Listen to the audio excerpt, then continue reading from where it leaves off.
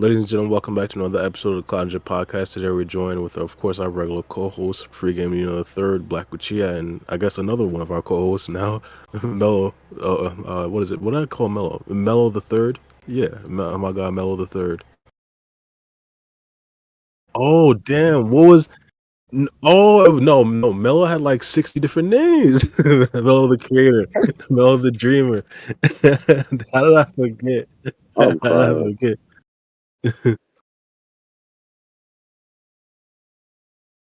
Yeah, my guy Melo's still definitely Melo probably still fixes some of his sounds and shit like that.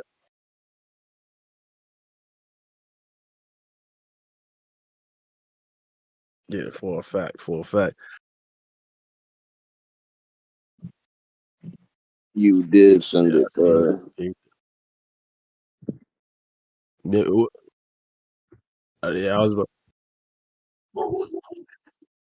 nah, yeah, for a fact. I was basically just about to mention the fact that the official chapter has actually been released. Last podcast we did the spoiler breakdown. They didn't necessarily have too. I ain't gonna say too much. They pretty essentially had everything, but now we get the actual confirmation. We get a couple of words being changed, stuff like that. So we kind of get the full picture of the actual battles and stuff like that. We don't necessarily have to go through the spoiler images that don't look the highest of qualities. But Right. regardless, if I'd give my ratings for this particular chapter, I gotta probably give it the same as the spoilers. It probably even better. I ain't gonna lie. I said the spoilers was like a 10.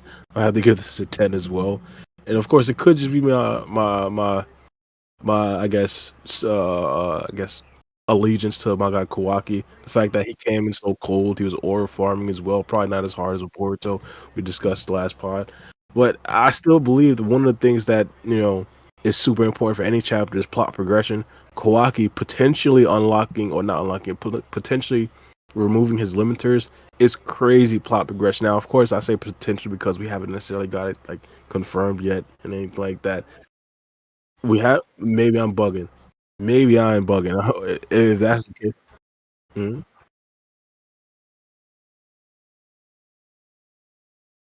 Oh yeah, yeah. But they didn't necessarily say specifically, hey, he got his limiters removed. They could pull some other stuff. Oh, he got like another power up or something like that. Yeah, yeah, yeah. I doubt it. I'm pretty sure it's close, but we haven't necessarily got confirmed. But regardless, I think that right there is super huge for a chapter like this. If you actually did get it removed, again, plot wise, absolutely insane. One of the biggest plot points we've seen in a minute, probably since Sarada got her Mangekyo Sharingan. So absolute elite plot progression. Not only that, we got more information about Kashin Koji's abilities.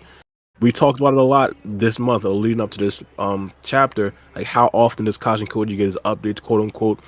There was a reference about Kashin Koji getting like updated visions while he was in a conversation with Boruto. Now it seems like he's getting it every 6 days. Regardless, stuff like that is, I feel like, very important for a chapter, plot progression, giving us a clear picture of specifically what's going on.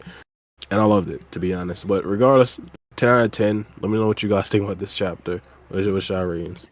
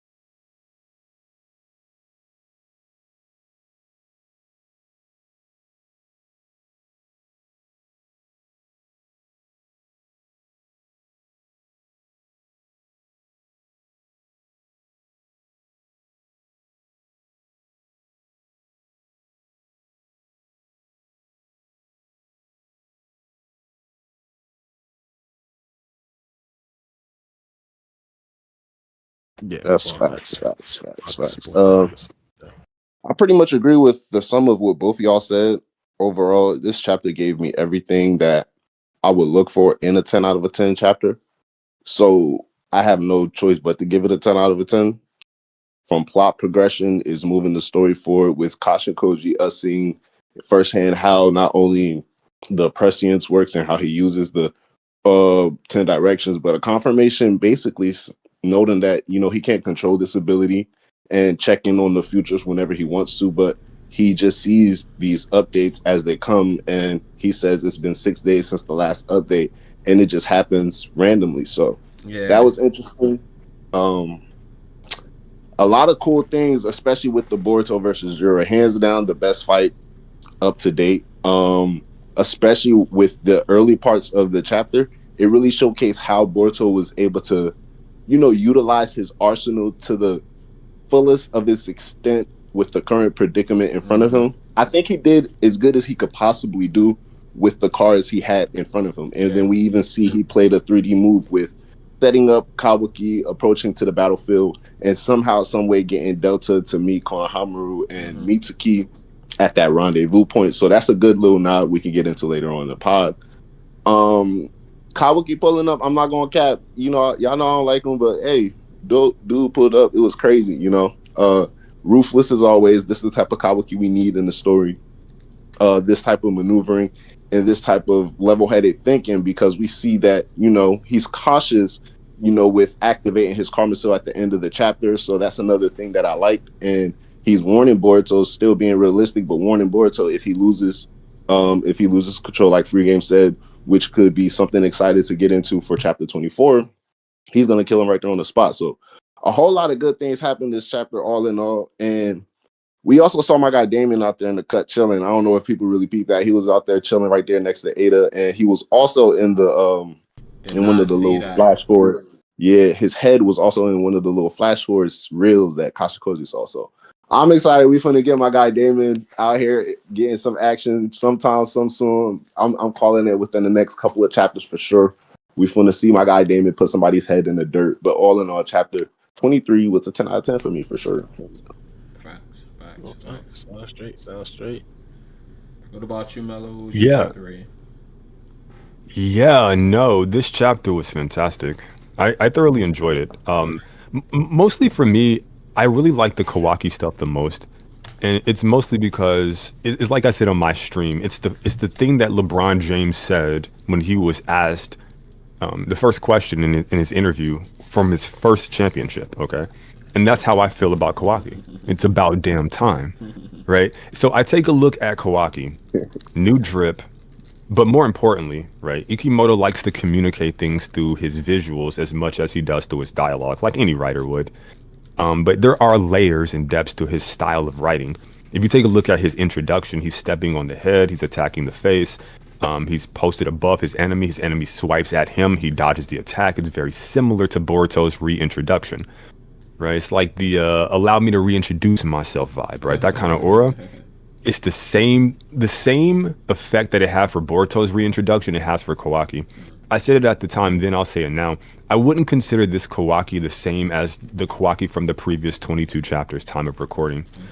This is a completely different character, and I wouldn't hold him to the faults of the first 22 chapters of TBV. In fact, that version of Kawaki is really tragic, because I like this drip, I like his aesthetic, at least that, but it'll forever be lost to time as like a worthless version of the character. So we can discard that guy and take a look at what we have now. Now, beyond that point, you guys mentioned a lot of things, the kind of hints and spoilers through the visions from Prescience, through Koji. Now, these could be the future, these could be alternate futures. It's not guaranteed that the stuff we see will happen, but it's fun to speculate about that kind of stuff. Also, the nerf to Prescience is needed. So this effectively Ikimoto removed the finite precision and control I thought Koji had over the ability. This greatly he doesn't seem to be able to tap into it on his own consciously. It seems to be something autonomous, and he has to kind of parse what happens based upon whenever what he sees and whenever it happens. So that's great for the character. I suspect something similar will happen to Sarada's Ohiram, her Mangekyo ability. It's a little too OP, And at some point, I think they're going to nerf that as well. But for now, we Sarada fans can ride high. So so everything's pretty hitting on all cylinders. The fight choreography was fantastic. Boruto's intelligence was on full display, and at long last, we got to finally see this version of Boruto at his absolute peak. And we got to see his limitations. We got to see his strengths. He got an opportunity to go all out and have a 1v1 for the most part. And all of that was fantastic. Power scaling wise, there's still no reason to put Kawaki over Boruto at all. He fought a lesser version of Jura, and he snuck attack him in that instance. If his base was up level, he would have never entered into Karma. This would have been a detriment to Boruto as well. So that speaks to the necessity of it, I believe. Boruto's still that guy, and I still have no reason to put Kawaki over Sarada as well. If that ever wants to get broached. But he's trending in the correct direction. I'm rocking with that heavy. Also Jura, his analytical prowess, breaking down his own weaknesses and then trying to tweak it in mid battle. This is just fantastic writing for the character. I'm trying to cover all my bases here with this little opening salvo, but ultimately I think I'll give this chapter a solid. Honestly, I don't know how you would give this anything other than a 9 or a 10. Yeah, they cover all their bases, and more importantly, they got Kawaki back up to speed, which is what the series needed. Because all the memes and trolling and jokes aside, the series he ran part 1. He was the guy in part 1, so we need that energy back. But yeah, that's my take on it. Unfortunately, for some reason my audio messed up when I gave my chapter rating, so I'm just going to give my chapter rating for people who didn't get to hear me. That's all right with you guys. But yeah, I gave this chapter a 10 out of 10. From the beginning, when Boruto flying Raijin and joining Koji, he told him that he had a plan, knowing how singularity works with Kawaki, making him an unaccounted for singularity in Koji's plan. Letting Kawaki know about his limiters was the only way to contend with the likes of Jura, and Boruto was aware of that. And that was an interesting concept of that. Boruto planned ahead, and he knew that if he let Kawaki know about the limiters, that would make him a singularity, and Koji would have no idea basically about another timeline until Kawaki actually appeared. That's when it seems like Koji actually his prescience or whatever his ability is activated. Koji said he hadn't seen it in 6 days, or it appeared in the last 6 days, or it haven't happened in 6 days. So that goes against that goes what you guys were saying about he can't control it. But it seems like he can only control it when something happens, or it only activates when something happens that didn't appear in the current timelines that he had when he first activated the ability, or activated the ability at another time. So it seems like it always updates for some reason. And it was an interesting dynamic with Konohamaru as well, because for the longest time Konohamaru did not trust Boruto, and he took Boruto's word for it and actually executed the plan successfully. I know we've been ripping on Konohamaru for the longest time, but I would give Konohamaru a W for this one, because he actually did what he was supposed to do. He actually did what he was supposed to do. Crazy. Nah, we got to give him a W for this one. He got the soul bowl. He got it there. He got it to the marking. But other than that, wait. Sorry. What's up? Sorry. No. Continue. Oh, other than that though, the battle between Boruto and Jura, that was amazing, and I think it was needed, because since Two Blue Vortex started, Boruto has been a Gary Sue, and we finally got to see Boruto actually take his first L, and it's it's kind of like a parallel now in this chapter where Kawaki was taking all the L's, and now he finally got his glorious moment when he stomped on Jura. And the battle between him and Jura was freaking amazing. But Jura was holding his own though. Jura was really holding his own against Kawaki. So I don't know if Kawaki is actually stronger than Jura. I wouldn't put him above him, even with his limiters increased. I wouldn't put him above him. But I would say, well, I agree with you, Mello. I don't think that he's stronger than Boruto either, because he kind of fought a weakened Jura, or a battle fatigue Jura. Even though Jura doesn't seem like he was any type of fatigue during the battle, he commented on Boruto being tired. So I don't know. Maybe I'm not a power scaler, but I'm more excited for the next chapter, basically, because Kawaki finally unleashed this Karma Cell, and that affects Boruto as well, as we've seen in previous chapters, and that's going to make Boruto's Karma Cell activate as well, and we finally get to see what happens when Boruto activates his Karma Cell, and we may get some resemblance of Momoshiki in the next chapter. So I'm really excited about the next chapter. I give this a 10 out of 10 just because the cliffhanger left us with something to really look forward to in the future, and we can spectate and make theories about it later on. Yeah, I keep telling people that Ikimoto, I think he's entering his prime, bro. Like, he's cooking a lot. Oh yeah, like, he's cooking. He's cooking. Gordon there's Ramsay some great in the chef in the kitchen right now. Oh, absolutely. Maybe even better, bro. Maybe even better, bro. Like Sanji from One Piece better. This dude's nasty. Like he's actually he's actually picking up his game. And I respect it. There are, like, when Boruto pulls out the blade and he's like swiping towards him, but Jura kicks it out of his hand. Like, that angle, the art for that was sick. I really like that. The pacing is fantastic. This is kind of like honestly like a filler chapter, to be frank. It does some great character work for sure, and it progresses for sure. But it's kind of a setup filler thing, right? Like, there's a reason why you're excited for the next chapter. It did its job, but it's great filler almost. Like, it's like really good.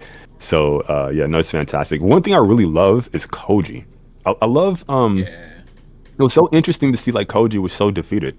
Just one. Yes. Yeah, like yes, I added that in the chat. I know, like, too. he seemed so almost omnipotent, like damn near above reproach. And this nerf, really, the nerf started before the explanation or any kind of, like, implications through the dialogue. It started with that visual of him with his hands in his face and his head down, and he was defeated. It took one person to break all of his, like, little plans, and that's how fragile of a situation we find ourselves in. And I think the conflict between Boruto and Koji, as I've been talking about for almost a year now, I think I see it through Ikimoto's writing. He's putting that stuff in there, and I think Boruto kind of going behind Koji's back, relaying information to Kawaki, so on and so forth, making moves finally that are deviating from Koji's influence. I think this is intelligent and wise Boruto to do, and I think this is a great direction. If Ikimoto is truly going down the hole, at some point Koji becomes an antagonist.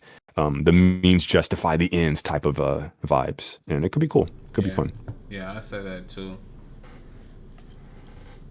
So one of the things that we were talking about, I guess, leading up to this is, like, how is Boruto not going to die? Kashin Koji's pretty much made it clear that, hey, any scenario that happens, like, Boruto is going to die. Are we comfortable with this being the reason why Boruto doesn't die, or are we looking for, like, another power up where Kawaki just comes and saves the day? Well, I mean, it was kind of stated that he's seen timelines, and every timeline that he saw, Boruto died, and none of those timelines had Kawaki and interfering or anything like that. I think that's what he said. I can't remember what he said verbatim. I got the manga chapter up, but so when he said that, that's when the update happened. So I am quite sure that Boruto is going to survive this. Obviously, I mean, we see Boruto in the Flash 14. Of course, he's going to survive. But just not going off this. If we didn't see the Flash 14, just by what Koji's going off of, I don't think that Koji accounted for this, and it's bringing up other timelines. And then no, I don't think Boruto is going to actually die from this. No, that's facts. It's facts. My bad. I think, I mean, a lot of people are even calling it, especially within the last few months, that Kawaki was going to pull up Boruto. Before Boruto even pulled up, we just knew, like, by the time he was questioning Kashin Koji about Yodo's death, which apparently got reconfirmed. I feel like it's getting confirmed, like, every chapter within the last few chapters, but got confirmed again. I thought Amado was going to stand on business. I ain't going to lie. I thought he was going to stand on business. What you mean? What you mean with Amado? Business. The principle. Like, you got to revive my daughter before I release the limiters. That's what he said. I mean, Kawaki had the last word, though, so I felt like it was just like, it was obvious. People was like, yeah, and he was going to give him the limiters because Kawaki made it plain and simple. It's like, hey, I ain't going to do it. Because at the end of the day, he can revive his daughter with his limiters or without his limiters. So you feel me? If he decides not to do it without his limiters, it's like I might as well just give him his take off his limiters. All right, so I got actually this right now. What's the percentage that Amado's daughter is alive right now? 0. I think 0. Mello, talk to me. Well, the whole goal is to resurrect her.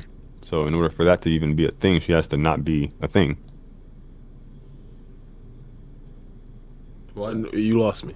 Yeah, me too. I ain't gonna lie. What? How do you bring back someone who's already here? She's not here. What you mean? She died. Well, you asked, is she alive? Or sorry, what did you ask? Did Kawaki do the resurrection thing for Amado's daughter? That is not what you asked, by the way. That's a completely different question. That's what I meant. My original question was, what's the percentage that she's alive? My original question was, what's the percentage that she's alive? But I see where you're going with the Kawaki stuff. Okay. What's the likelihood that Kawaki has already brought her? Okay. 0. Yeah, no. Well, it's not 0. All y'all think 0. It's not absolute, but it's not likely. And it's mostly because of the dialogue that he said the last time we saw him have a conversation with Amado. It would be contradictory. Like, it would be a waste of time to even add that in the manga if you're just going to contradict it like a few chapters later. Like, he made his stance clear. So. Yeah, he said afterwards, like after you release the limiters or whatever, then I'll do it or something of that nature. I think he pop all his ops. That's what he said. Yeah. Facts. But I found. I found what Amado said. I found the chapter actually. He said, Kawaki's involvement. I've never seen this possibility before.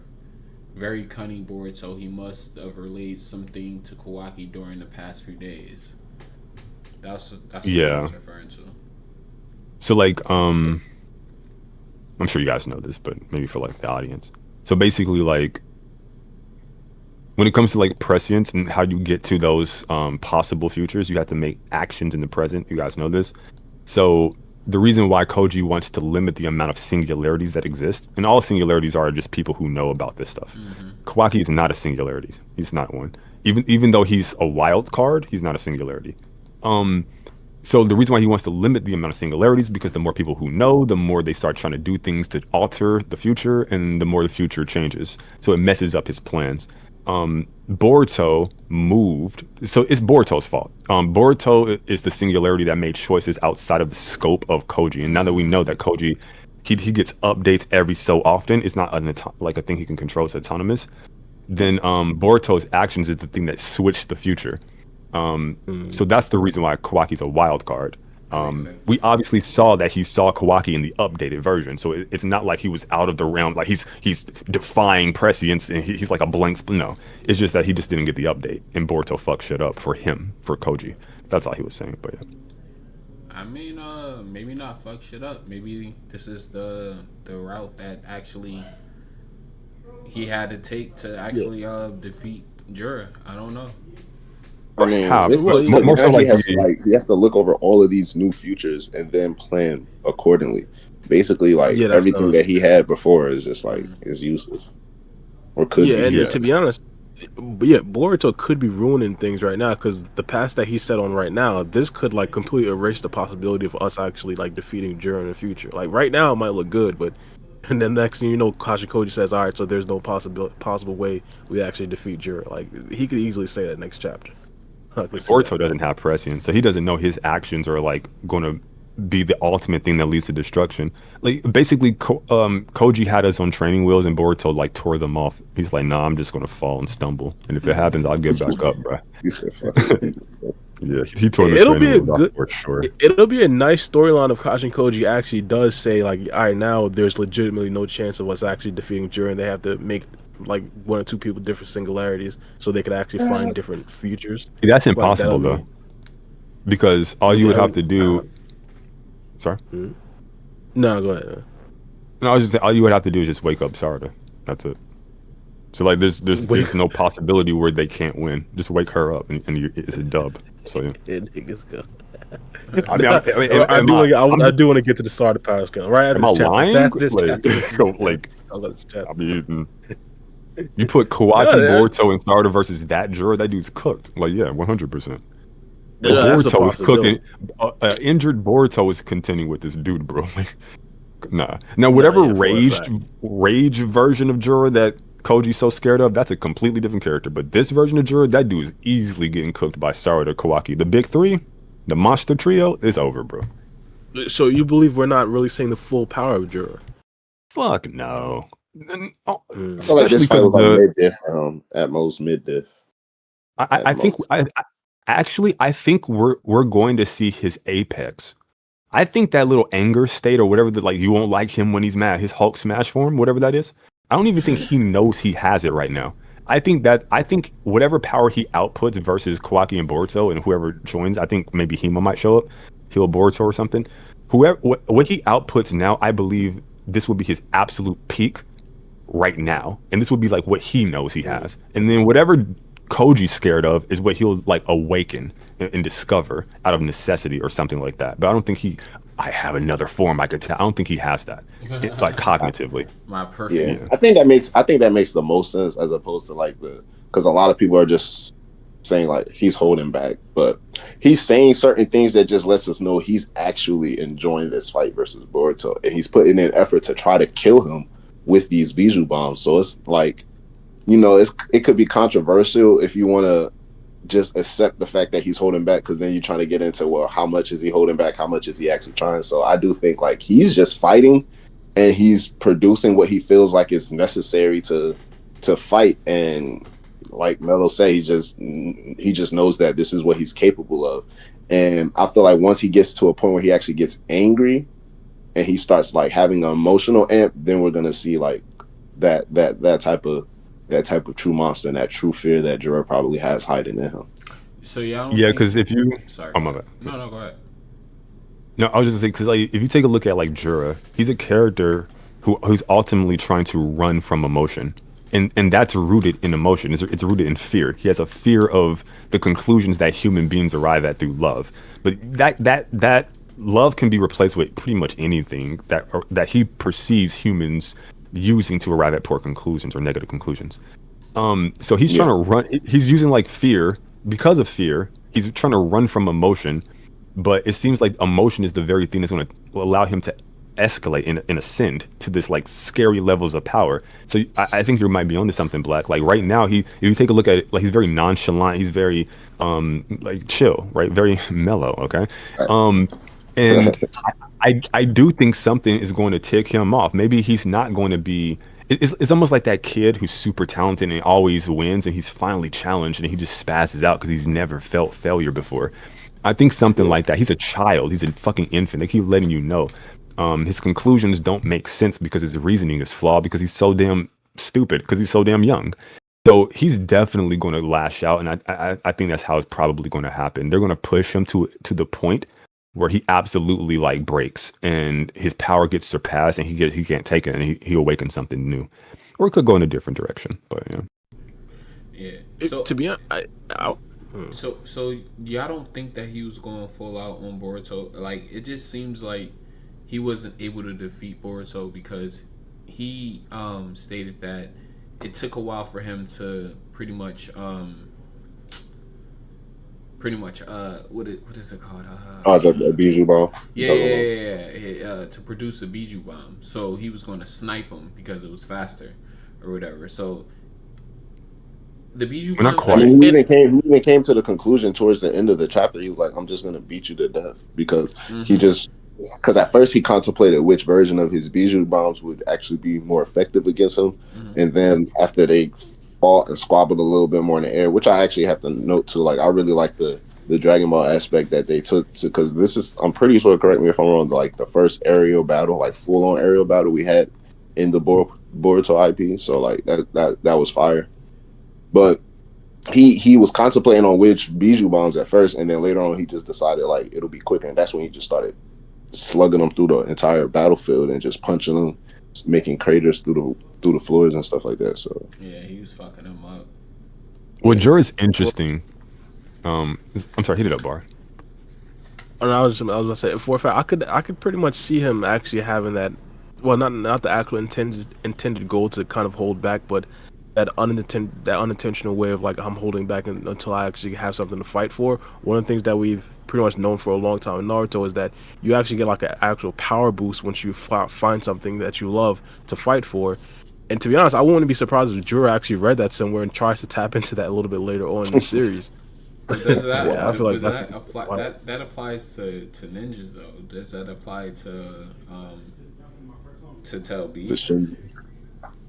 I'd assume so because the thing that they're going for is that these things feel emotion. To be honest, it even goes way before this. When we were talking about like the synthetic human beings, say like synthetic human beings, that they had emotions. Right. So I'd assume that one of his things that he'd probably fight for that he loves the most is his life. Like hypothetically, if his life legitimately gets threatened, the only thing that he's actually shown like the desire for right now is like to live and to learn. Like I know that's like like a corny slogan, but like that is one of the things that he genuinely loves to do. And hypothetically, if he's fighting to stay to keep the love of like living, staying alive, and actually learning things and reading books and stuff like that, then I feel like you could actually unlock that thing where he's fighting for something that he actually loves. I feel like that could probably be like his true form right there.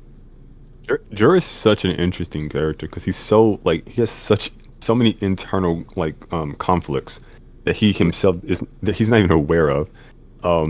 Like even in like mid battle, there are moments where he'll show like honor, right? Like he'll be like, you know what, you fought really well. I'll finish you off clean and clear. I won't make you suffer. I won't do anything. Like or like, oh, Ina Shikacho, you know what? I really respect what you guys have put forth today. You know what? I'll let you go if you just get out of my way. Like it these are like very human traits that he has clearly like naturally gravitated towards.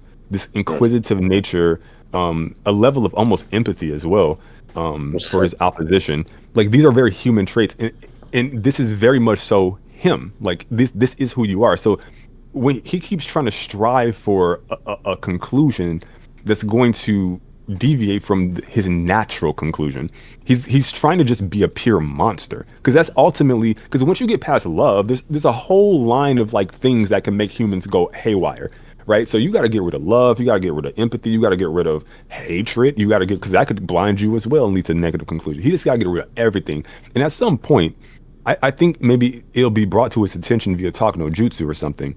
Hey, you liked the kind of guy you were. You just didn't want, you just had fear of negative conclusions. So you tried to eliminate certain aspects and you didn't really know what the fuck you were talking about or doing. He needs to have a conversation with Shikamaru. Because I think Shikamaru can literally, I'm telling you, I could see a scenario where this dude, like, he reaches a wall and he realizes that, like, yo, like, I gotta just get rid of all these emotions because, like, I keep, my honor is the thing that allowed you to even, like, survive that last attack. If I just did X, Y, and Z and stopped, like, cold calculating and went that route, I would have won. And he just snaps and goes crazy. Everybody gets defeated except for Sarada. And then Shikamaru pulls up with no combat hope in the world, but nothing more than his intellect and his words. And they have a verbal battle, a battle of ideology, a battle of the intellect. And then through that, Shikamaru defeats Jura. I think that would be fantastic. I think that'd be great writing. Maybe not Shikamaru, but, you know, somebody. So you think that he needs pretty much a psychiatrist or something like that? Like, damn, A stern talking to. What he needs is a guide. He needs guidance. He needs a mentor. He needs someone to teach. What's that movie called with that comedian? Fuck, what's this called? It's a real good movie. He's a teacher and he killed himself. Damn. It's a real good movie. It's a real good movie. No, not in the movie. Like he literally killed himself. Like, RP to the actor. Damn. That took a turn. Man, rest in peace, Joe Blow. That's crazy. Nah, y'all know who I'm talking about. When not Robert Downey Jr. Robin Williams.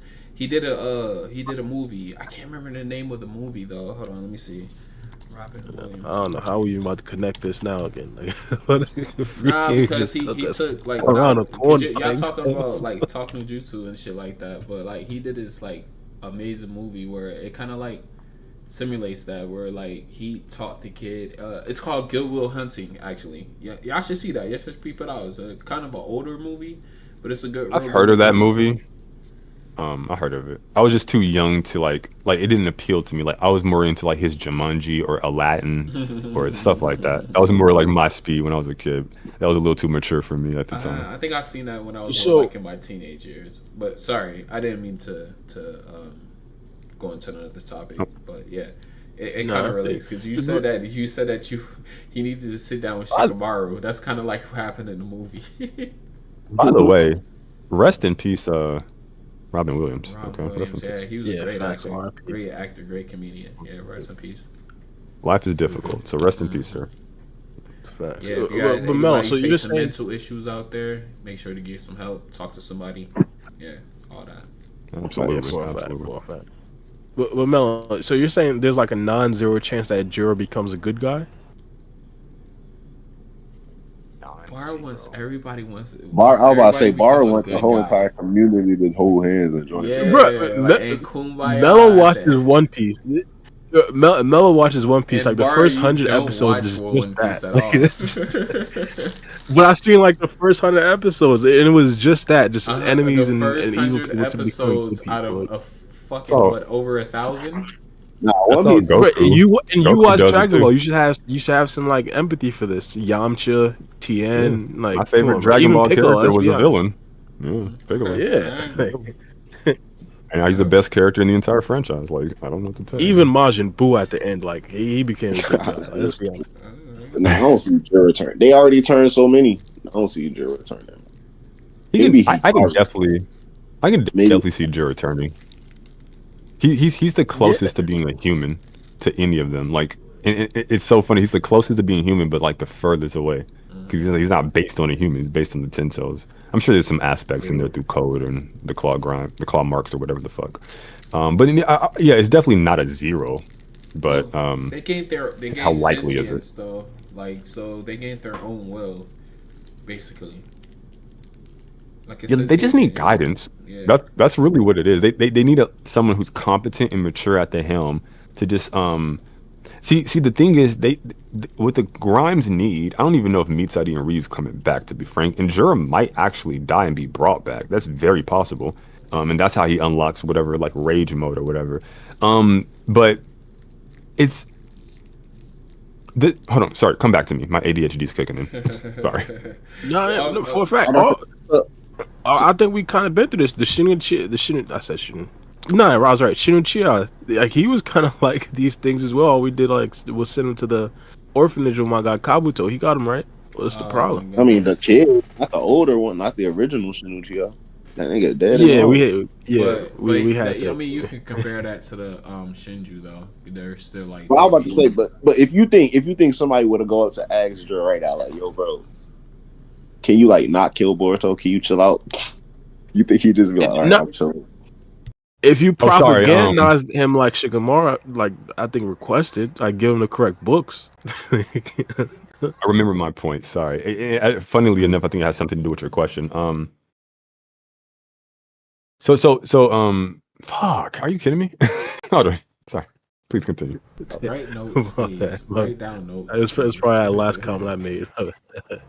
If Shikamaru like gave him like correct books to like lead him to like respect the Hidden Leaf Village a little bit more, and we already know that Jura already has like an affinity for ninjas plus the Hidden Leaf Village. Like I feel like if Shikamaru just led him in a direction to just like want to defend ninjas, I feel like you could do that. You could propagandize Jura, like brainwash him.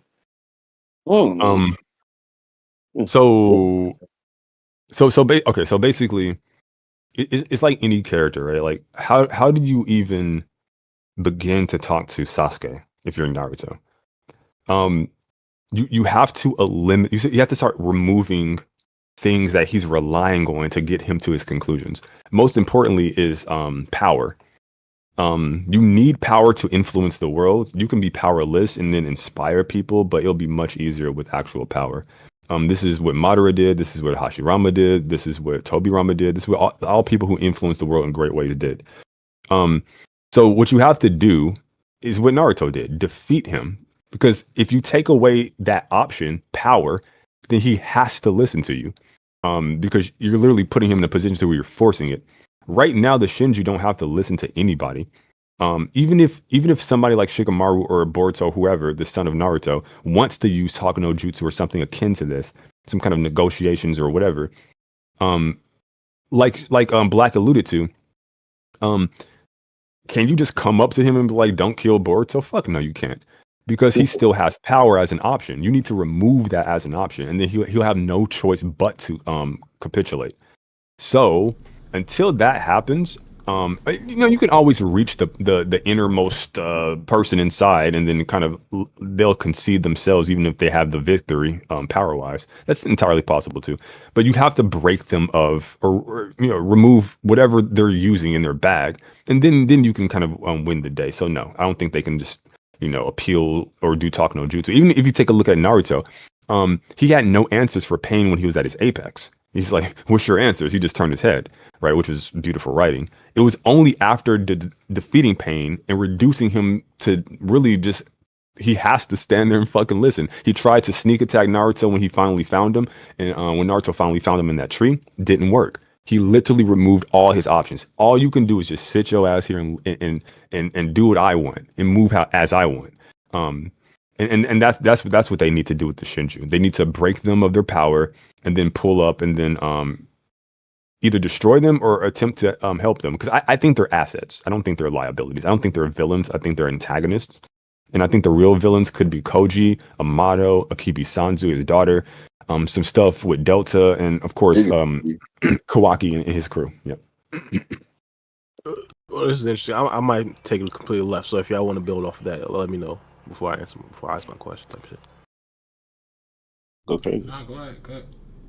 All right. So how long? We kind of answered this, but Miller, how long do you think this arc should last? When did this arc start?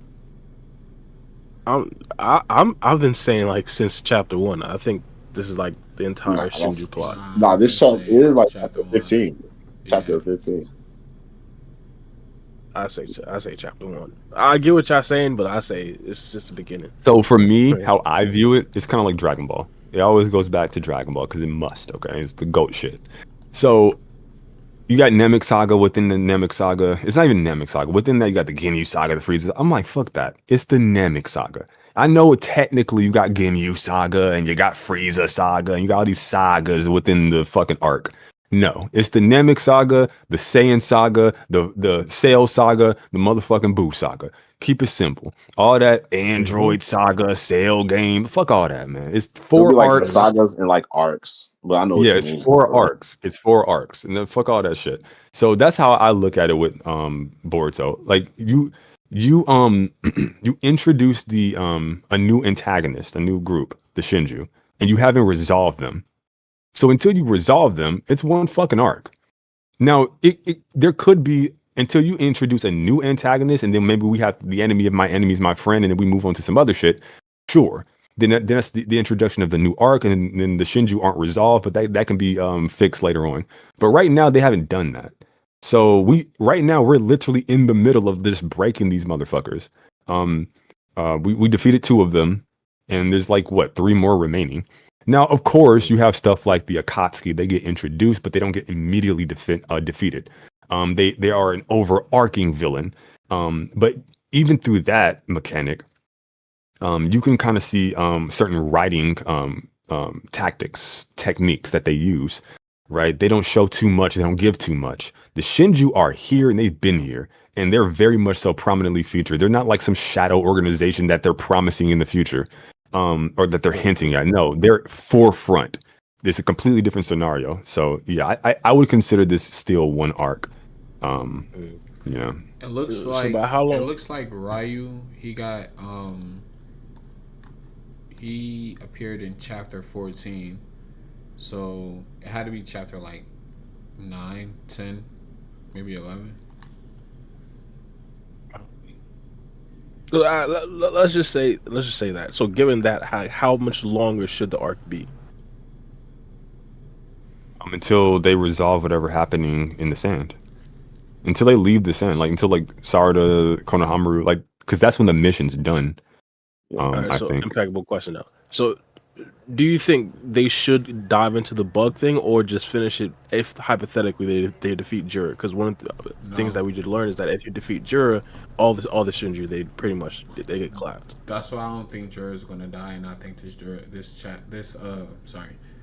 Shinju arc is gonna last longer than what we expected, because they can't leave that as like an untouched like plot point, because like they made it a premise for him to invade her time space or her dojutsu. So we have to see that, bro.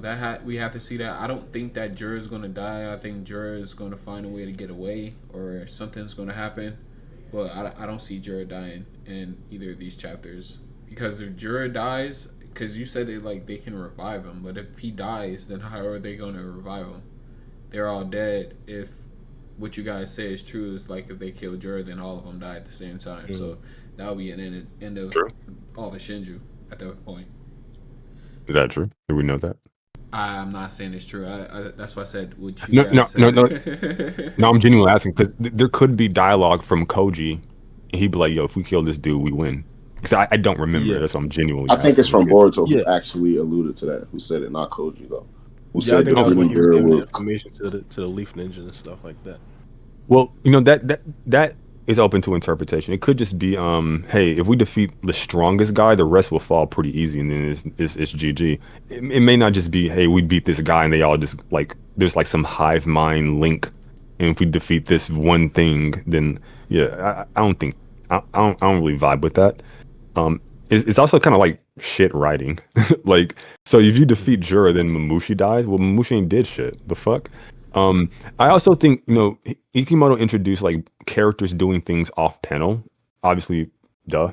But in this particular case, Boruto, I could definitely see like Jura when he first shows up. He's very weird.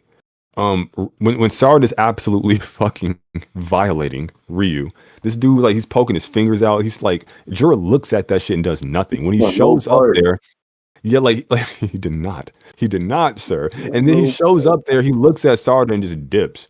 And it's not Sarada glaze. We'll get to that some more. Bro, but that's not what this is. Same exact thing that you said, bro. Because it's facts. Like if he literally like pulled up, looked at her, and just said, "Yeah, I'm good," and then left. And then bro don't even care about the thorn bulbs.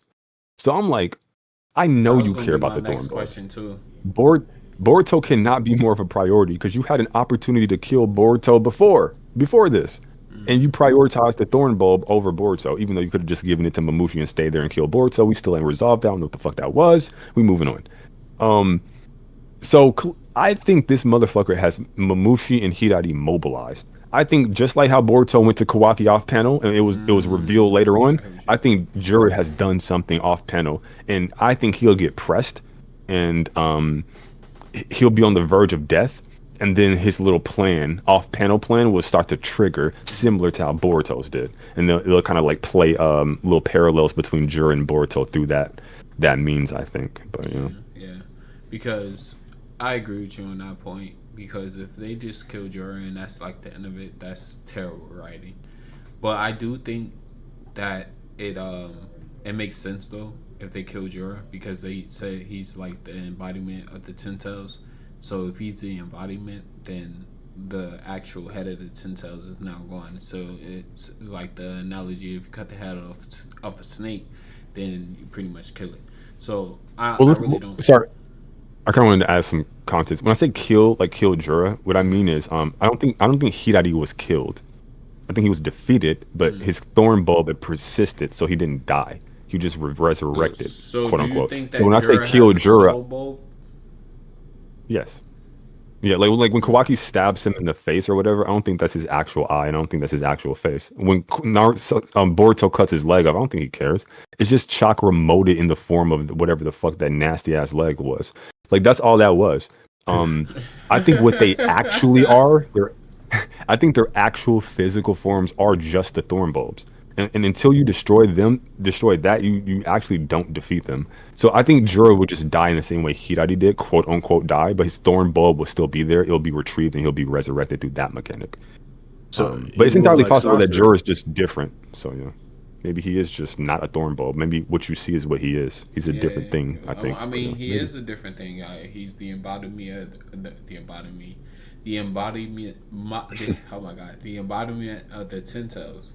None of the other Shinjus are that. They're just manifestations of different characters. Like, you know, Hidari, we got Sasuke, blah blah blah. Maybe the Ten Tails has always had a thorn bulb. We just never knew about it. In the same way, like ninjutsu was a derivative of shinjutsu, and that was information we just never had until we did. Yeah, no, that's possible. But my assumption, though, like right before, like hypothetically, if Jura is about to get packed up, not thorn soul bulb, but like his actual body, the rest of the Shinju would essentially like join in battle before his body actually gets like obliterated. I think they got to fuse at some point. That'd be pretty fun. Oh, I don't even know if we talked about this possibility with you or hypothetical theory. Do you think Cole could be the new Cell, and that's how he becomes relevant again? Code would never be relevant in the way people want, in the way people who like him want him to be. Ikimoto told you this chapter 1 when Boruto stepped on his face. He literally like told you like who this. I told you Ikimoto communicates not only through dialogue but through his visuals. He literally communicated to us he ain't the guy, and then immediately introduced new antagonists and then had him get defeated, and in an embarrassing way. Because again, I don't think Code loses that battle if he knows what Boruto's doing and he's not like being stupid and underestimating Boruto. At the very least, I think it's a very high diff battle for Boruto. The fact that Code tanked Uzuhiko once the internal damage effects were rescinded, he was perfectly fine, had 0 damage, was ducking attacks from Hirari. Like this dude's, he's okay. The only thing that makes me think Boruto and like change my take on Boruto is chapter 23 and what Boruto was able to do in his state versus Jura. That's the only thing that just amps Boruto. Like okay, compared to what Code did with Karma versus what Boruto did in base versus like it's just. Nah, bro. Boruto is, I think, clearly over Code now with this new information. But what if Code finds a way to like do a Obito and become like a Jinchuriki for the Shinju or Jura? He finds a way to absorb him in some type of way. He'll be surface level. He'll be surface level. That's crazy. He'll be surface level because what Obito did. It was backed by years of character work, right? Like it wasn't just, I just attained power and now I'm gonna beat you physically. No, like there was work done for the character that got him there, that made any of that mean something. Code, there's no character work, none. I don't know his backstory. It's the same shit I said fucking 5 years ago. It's the exact same thing. Nothing has changed. Absolutely nothing, really. So no. Even if he got some major power up, who is going to give a fuck? We know he's not going to win because that's not how these types of series work. 11 of the Code fans will give a fuck, bro. I'm telling you. 11 is a high measurement, sir. Like, I don't know how you got that high. I gave 15. I don't know. Ooh. I think I probably did get 15. I ain't gonna cap, bro. The rise and fall of the Code, like the Code fandom and just Code in general, was actually kind of crazy because people were excited for him before he started speaking, and then once he started speaking in the story, after he started speaking, his drip alone already told you, bro. Like, why would you ever cling to that character dressed like fucking Count Chocula? Like, what are you doing, bro? Nah, bro. Like, really that was aura, bro. He came stepping. That was on the face is crazy. That was crazy. Lashes was on point, bro. Facts, especially when you got his limits removed, bro. Oh my goodness, bro had a belt going across his face, bro. He can't. Bro powered up, and Damon started laughing at him. Bro, who the fuck you gonna get a power up and just get cooked like that, bro? It's like over with, bro. For Code, bro. It's like when Trunks got buffed. Actually, his story arc, because if they planned to kill him off, it was like they had no real actual W planned for the character anyway. So it's like, you know. Ikimoto, bro, why? Just he should have let Kishimoto kill that brother, bro. It's raps for him, bro. I'm gonna stand on it that Code is gonna have a W moment. It's probably not gonna last for too long, but I'm gonna have high hopes that he has his W moment. I'm just gonna leave it at that. Yeah, He's because they had his. I mean, I Because they think had he's his. probably one of the strongest. He definitely is one of the strongest characters. But it's just like, I think it's like I don't think it's an issue with the writing. I think it's for the purposes of the story. But saying all that to say, like, it's just the issue with the character himself. Like, even if he gets more power, like, he's just like, he's dumb. He's just not smart. He just doesn't think. Yeah. And he's just like crazy. Like, I don't know. I mean, he's supposed to get like all of these, you know, the true essence of karma whenever he activates his karma seal. You know, the battle tactics and the battle instinct. Like, dude, they said nothing about intelligence though. You getting pieced up still, bro. Even with battle tactics, still, you got to show me something. It's like Black. It's because the Otsutsuki are trash. And that's the thing about it too. It's like the Otsutsuki is real life. It's just like we got like 2 strong ones out of like the 7 or 8, 9 or 10 we've seen in the story. It's like 2 really strong ones. The others is like, I don't get when people be like Otsutsuki level. That don't really make sense to me. Yeah. You feel me? It's like, it's like all of them have different levels. Yeah, because certain Otsutsuki came to Earth originally, and they were already weaker than ninjas like Naruto and Sasuke, and they were already on the level of like the 5 Kage. So Momoshiki had to fuse to even be able to, you know what I'm saying, contend. So I'm thinking like, it's just.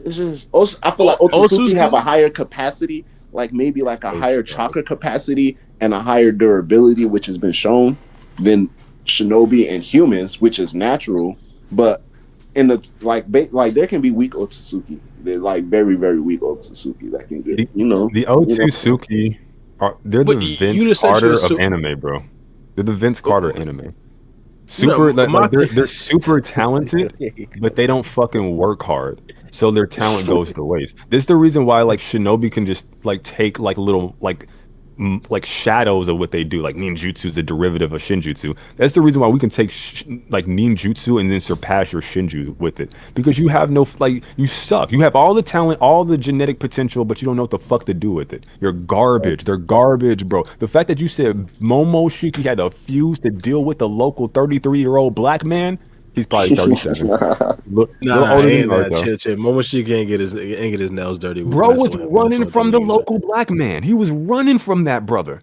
Bro, he was chilling. He was big chill. Nah, he was running for his life. Really jumping him. No. It was 1v1. My God, it was one. Like, it was him. It was him versus that one black guy, and that black guy had him running. Had that pale. He had the pale man running.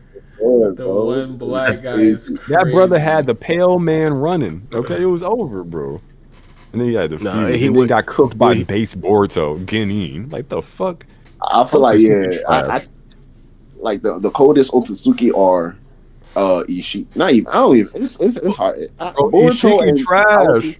Boruto and Kawaki. But Ishiki was strong. The fact that I would say the fact that we throwing Otsutsuki on Boruto and Kawaki's last name, they're like the saving grace of the clan. I feel like those are the only 2 good clan members we got. Every time they call them that shit, is disrespect. Call me. I'd rather be called Uzumaki, bro. Uzumaki have higher heights than Otsutsuki. On God, the only Otsutsuki that has higher heights than Uzumaki is fucking Shibai, and he's a myth. I don't even know if that brother's real. Naruto, fuck Naruto. Boruto reach way higher heights than any Otsutsuki. Period.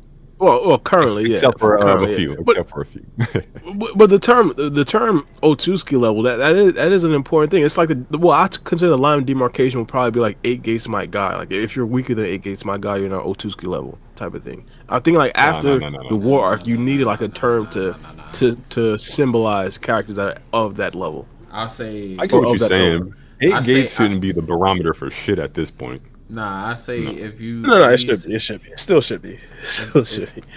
Like, if you can't match speed and strength of 8 gates my guy, I don't know if you're actually doing anything against the likes of Konohamaru right now cooks 8 gates my guy from the war arc. I think the lowest That's a fact. I think the lowest point that you can put Otsutsuki's at this point is Urashiki. I'm about to say he got cooked by Jiraiya, Naruto, and Boruto. I mean, Sasuke, like, they was playing around with Sasuke's involvement. Like, that was a way more embarrassing death than Momoshiki. I think it was Shiki Law, and he transformed. He ate both his eyes. Like, but even still, like that's still like a level of power. Like, you probably say they remember, beat Madara.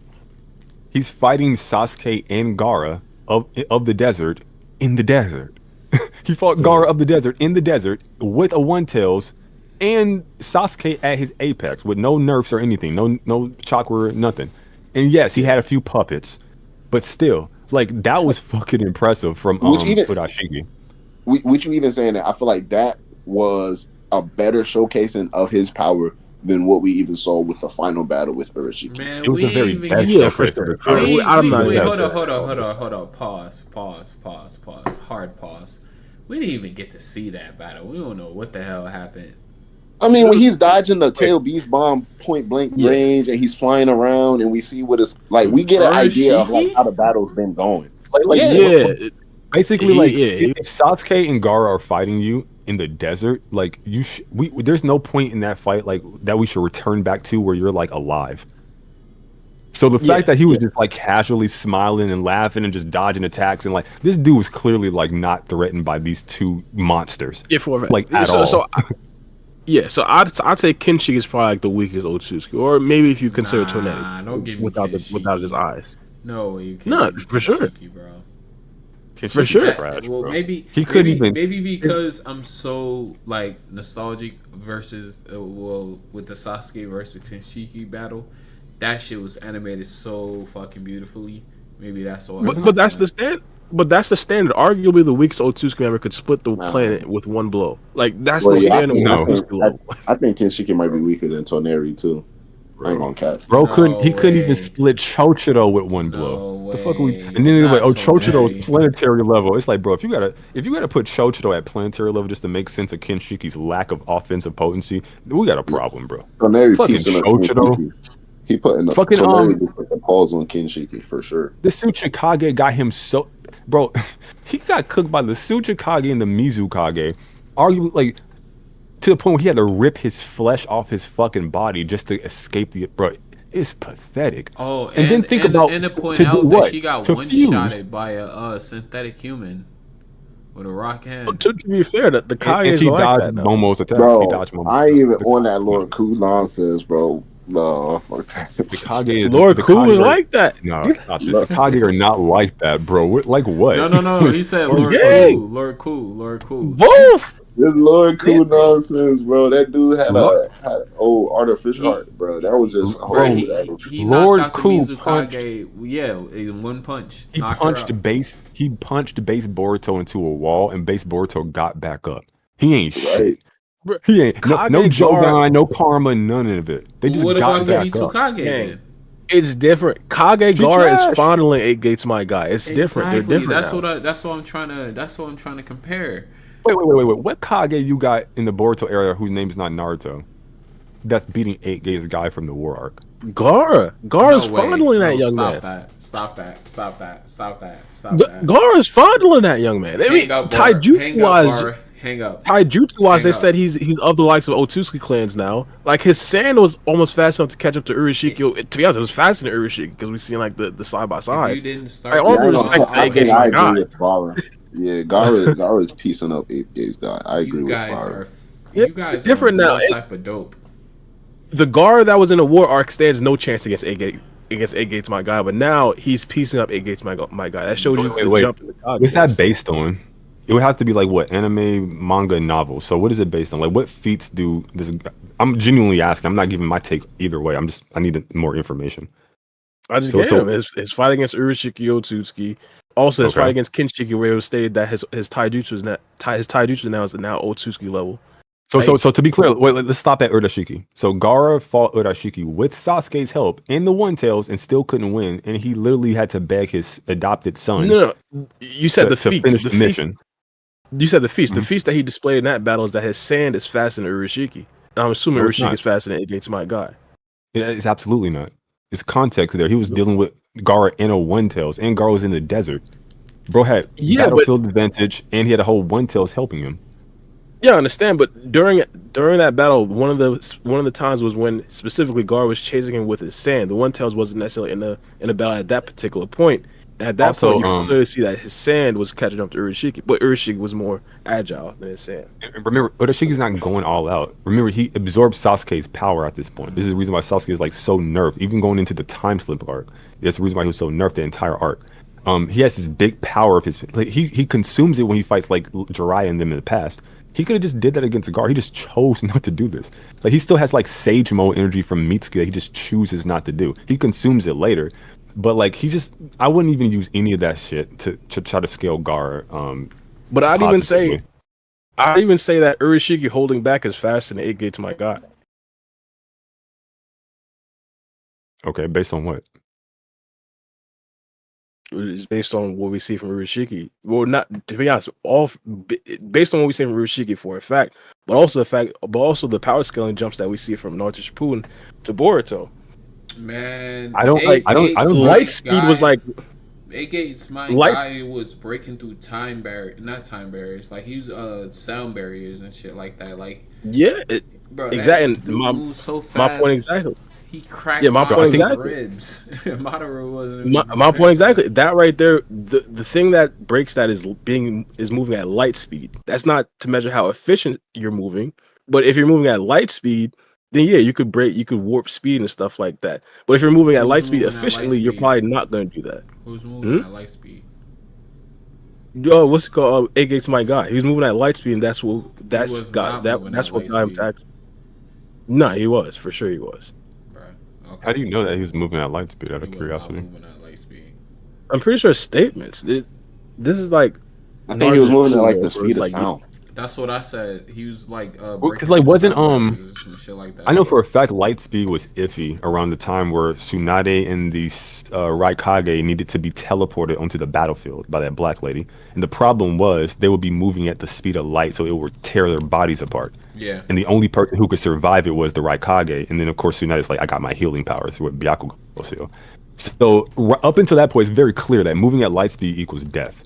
Like very much clear. That's in the human world too. Like that's why we can't move at the speed of light, because we'll turn into freaking mush. Maybe that's why God's body is breaking down. That's why my God's body was breaking down.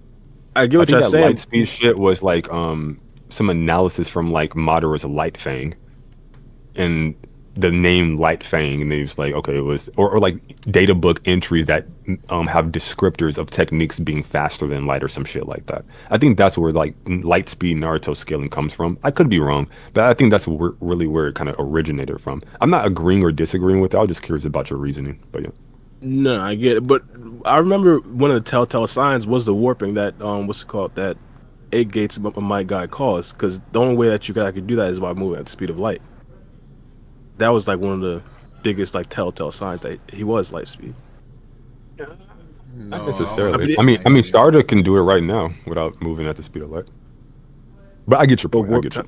Yeah, because she has like an actual ability to specifically do something like that. But to be honest, I'm not even sure if she's not light speed.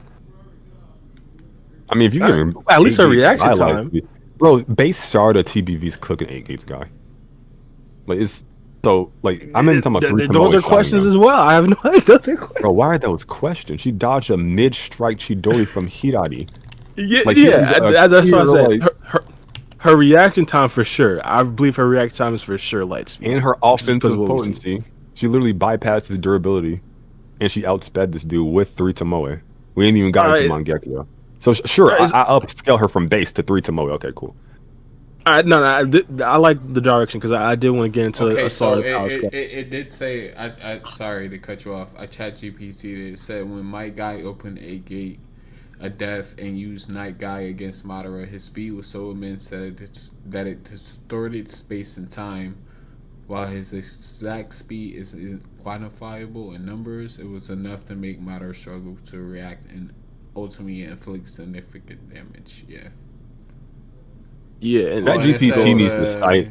It needs to cite its sources in the future. True. It does. It said the pressure of his aura alone bent space, and he was able to keep up with and outmaneuver the intelligence courier who was reacting. That's a major swagger right there. Your aura in space. It said light speed. Yeah, it says it says the speed is near light speed. The intelligence. Yeah, like what is that even based on? Near light speed. This is Well, according who's to the reacting? Death Battle fandom wiki. I guess this is the source that it stated from. And what's their source? Like when you start tracking shit down, like that's how you do research. Like you gotta. I'm not saying you're doing research, but it's maybe for the audience. Yeah, like don't just type some shit in Chat GPT, get an answer, and think it's true. I googled it real If quick. AI you get information from a source online, you need them to cite their sources. So you can go look to where their source is, and then go look to where their source's source is, and you need to track that shit down. And then at some point, there's gonna be multiple sources that are saying similar or the same thing, and then you can kind of have discernment and say, okay, if all these different parties who have nothing in common are saying the similar or same thing, then it's likely that this thing is true. And that's pretty much how I do it. But Yeah. But what my thing is, and to be honest, I don't even know. I should probably find a source for this. So yeah, it is like a note that I could probably pick up from this conversation. But I essentially knew like once you start warping time, you're moving at light speed. But I do gotta find a source for that too. I'm not a scientist. I don't know. I'm not gonna pretend to. But I would we could definitely look it up for sure. True, but I did want to get into the Sarada power skill. We basically started with the 8 gates, my guy. I essentially want to do like a gambit, not like a gambit, but like essentially thought some characters and see how she essentially fared against them. I guess one of the ones that I kind of got stopped at was probably like Madara, and I was saying like how does she get past the deep force emergence? And just to set the I guess scale for here, one of Sarada's biggest things, and this isn't like unique to her. I think this what separates Naruto from a series like Dragon Ball is straight up hacks. I think when we're talking about Sarada power scaling, we have to start off with the hacks, because if you can't get past her hacks, then what would happen? So I believe the only way I could probably get someone to beat her is say how does she react to another person's hacks. So Madara's deep force emergence. You shouldn't start with hacks. Don't start with hacks. You need to start with her physical stats, because we don't know it. That's the only thing. We don't know it. Well, you definitely don't have like an absolute answer, but that is the place to start to the best degree. Because, for instance, right, how do you defeat fucking Minato or even Boruto, who you just flying right? You need to outspeed their activation of the jutsu. The jutsu itself is autonomous movement. It ain't fuck all you doing about that. But before they do it and when they rematerialize, how fast are they? And if you could outspeed their physical stats, their flying Raijin is worthless. Right, like he still had to hit Obito with Rasengan after he rematerialized, and he still had to get the jutsu off. In Boruto's case, he seems to need a hand sign at the very least later on in the series. So like, if I just stop you from weaving hand signs, put it like this: you brought up Madara. I don't know who you bring up. Anybody who's in her domain, they're dead if she wants them dead. Long range and mid range projectiles won't even touch her because she'll just warp or bend them or redirect them. So you have to fight her close quarters, and if you fight her close quarters, that's the worst thing you could possibly fucking do. So mid, long, and close quarters, you're dead. There are some hack-based abilities. Sorry. Kawaki has a good ability. He can maybe target her spheres. The problem with that is when you start getting to like the creativity of the ability itself. We know she has gravitational powers. We know, air quotes, no. We have Mitsuki's statements and what we saw, but we know she has gravitational powers and gravitational manipulation.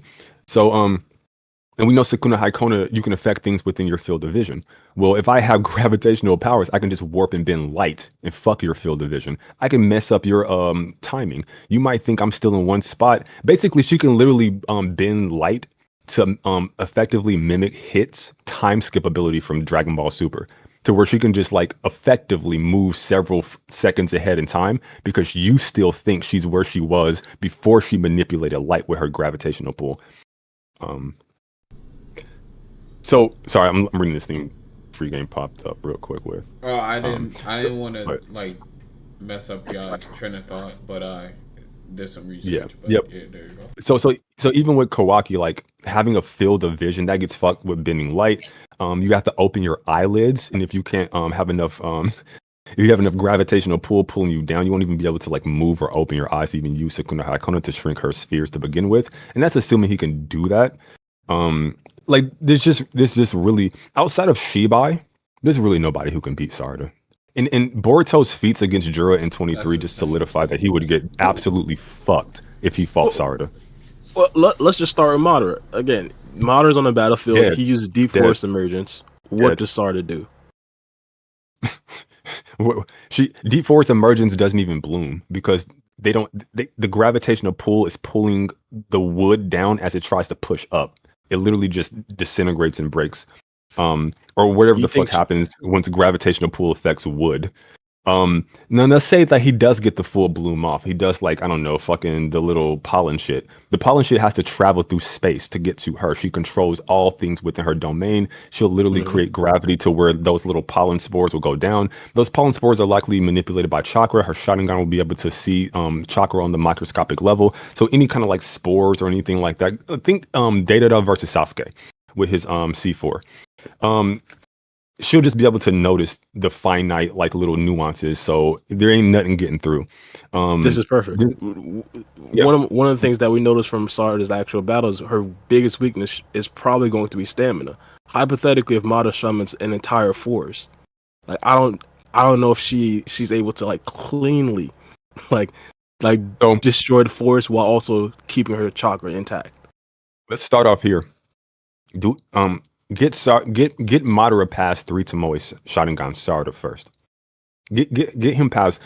I'm being nice by not saying just base. I really am, giving her feats against Hirari. But yeah, get him past 3 Tomoe Sharingan first. He just gets blitzed and killed. Right. I don't know if 3 Tomoe Sharingan. I'm sorry. Please continue, please. Yeah, I don't know if 3 Tomoe Sarada gets past Deep Forest Emergence. She might be clapped if she doesn't have Mangekyo Sharingan when he pulls out that. Hold on. It might be over. I don't even think he gets it off. Like the levels of speed is so astronomically, like the gap is so wide between TBV and Naruto Shippuden War Arc is laughable. That's why I told you Konohamaru would cook 8 Gates guy. Cook him.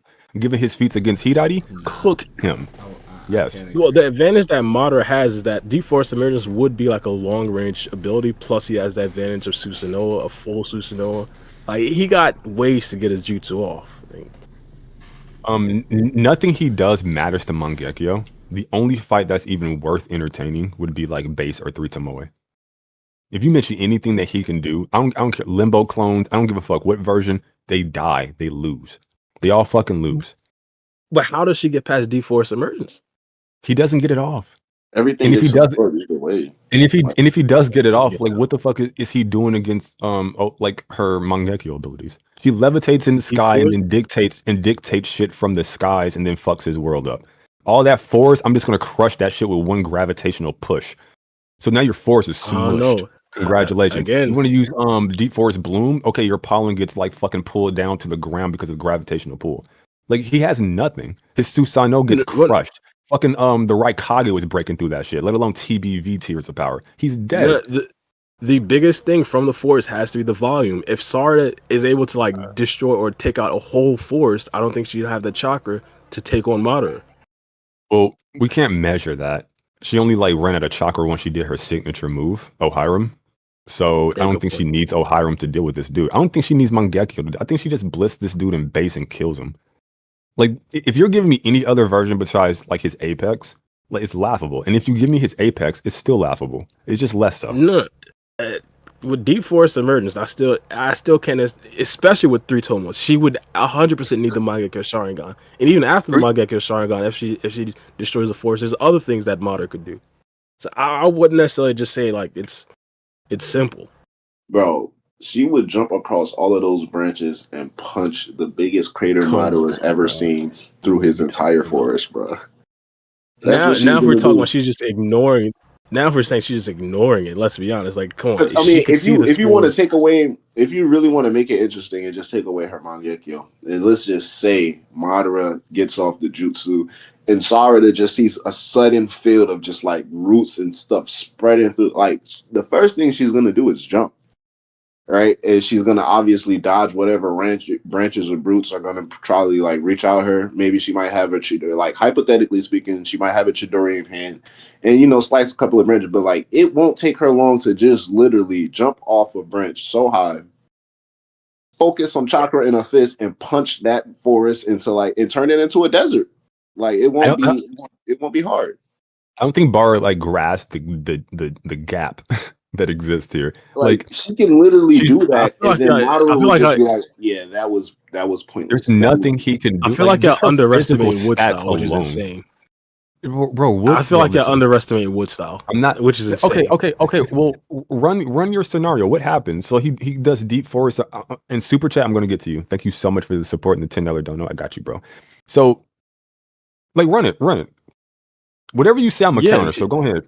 So run the scenario. Madara summons deep force to merge, and Sarada, if she, I guess the only way I think she could actually get past this is with the Mangekyo Sharingan. You brought up a great point, which we don't necessarily fully know her actual limit with her Mangekyo Sharingan. Wait, I'm assuming that if she does... Wait, no. You're going too far. Stop with deep force emergence. Okay. So activating that is not an auto kill. So what happens after he activates the deep force emergence? What happens? It depends on what Sarada does.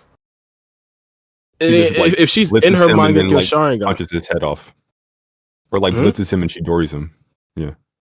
But she doesn't take any preventive tactics against the force? That's what I'm asking you. What does the force do? And if that happens, then she loses instantly. How? She gets a chakra. I'm asking you. Did the deep force steals her chakra? Okay, so the Wood style needs to be fast enough to touch her, right?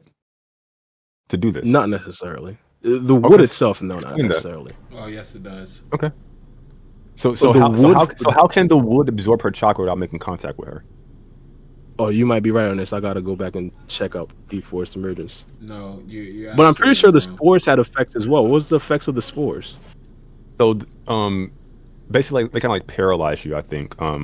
I think at some point I thought they killed you, but I think it's just paralyzation. I'm not entirely sure, but if she's not defending against that, I mean, she's paralyzed. Didn't Madara just burn them all, burn his own force with fire style or some shit? He did, and she can literally do that too. She's of higher tier than he. She's just the strongest Uchiha in history. The fuck? Anything he can do, chakra, potency, or quantity, she's way better. She's the daughter of a six paths. That's the thing I don't know. Six paths. I don't know if the chakra quantity is that even that of Hashirama or Madara. Sorry, six paths chakra, not Senjutsu. No, Sasuke does not have Senjutsu. My bad. Yeah, but when we talk about quantity, chakra quantity, I mean, I guess if Hashirama is able to do fire style and just destroy a whole entire forest, that's probably him. Again, chakra quantity, I'm not entirely sure if Sard is up there. Okay. So he does deep forest bloom, and then it has all the pollen. Okay. So she just blitzes him and then kills him before the pollen takes effect. I don't think she moves so fast while holding her breath, so the pollen won't do anything, and then she just Chidori's or don't fuck Chidori, just punch his head off. Fuck a Chidori. I don't think she speed blitzes Madara. Why? I get that's the idea we're going for here. I don't think she speed blitzes him. I don't think we've seen any speed feats from Sara that makes her just automatically. Boro. That's Boro. I mean, we're talking about. Okay. Yeah, to be honest, I don't even think it was a. Bar, I gave you a speed feat. I gave you a speed feat. You're literally saying the feat doesn't exist, but I gave it to you multiple times. The Hiradi. What was it? You just start there. No, yeah, reaction speed. Reaction speed. I for sure put her light speed. But I'm saying if she's speed blitzing, that incorporates travel speed. I don't think she just speed blitzes Madara before he gets off any jutsus. What? She blitzed Hiradi. What are you talking about? Twice. But Hidari still got off multiple jutsus. It wasn't just she was able to do it before he was able to do anything. No, she went from base to 3 to Moe, dodged his mid-strike Chidori from base while being caught off guard, and then ducked his attack, activated her Chidori, blitzed him, and then it damaged him so much so to where he ran away and healed and came back, and then started using sneak attacks. He stopped trying to fight her one. Yeah. I gave respect to her reaction time, 100%. Okay, so you can scale Hiradi's speed to Boruto's, and then we already know Boruto scales to Code, and then Code's over Jigen, and then Jigen's over Madara. The chain is clear. It's not. But that doesn't necessarily get her to the point where she's now speed and just speed, actual travel speed, blitzing Madara before he actually gets a jutsu off. Is her combat speed of level? Which you mean like travel speed, combat speed, or there's like multiple speeds in combat? Her speed and just okay. So if there's multiple, I'm including all of them in totality. So taking everything into consideration, is her in combat speed above Madara's? Yeah, for sure. Okay, so what are we talking about? So she's in combat, but she blitzes him and then kills him. GG. Why is this difficult? Yeah, but just because again, I think we're disagreeing on the level of how fast the Sarada is. Just because she's fast, I don't think that automatically means she can now speed blitz him without him actually trying to utilize a jutsu. So she's okay. Is Sarada above Jigen as a combatant? Sarada above Jigen? Yes. I have no idea. That's a question. I mean, I guess if we're going off of like just statements, I guess you could put her there.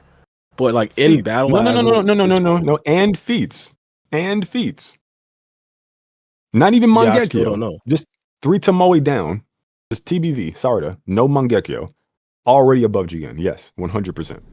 Not debatable. I don't know. I get what you mean, but if there's hypothetically I'm literally 1v1, telling you.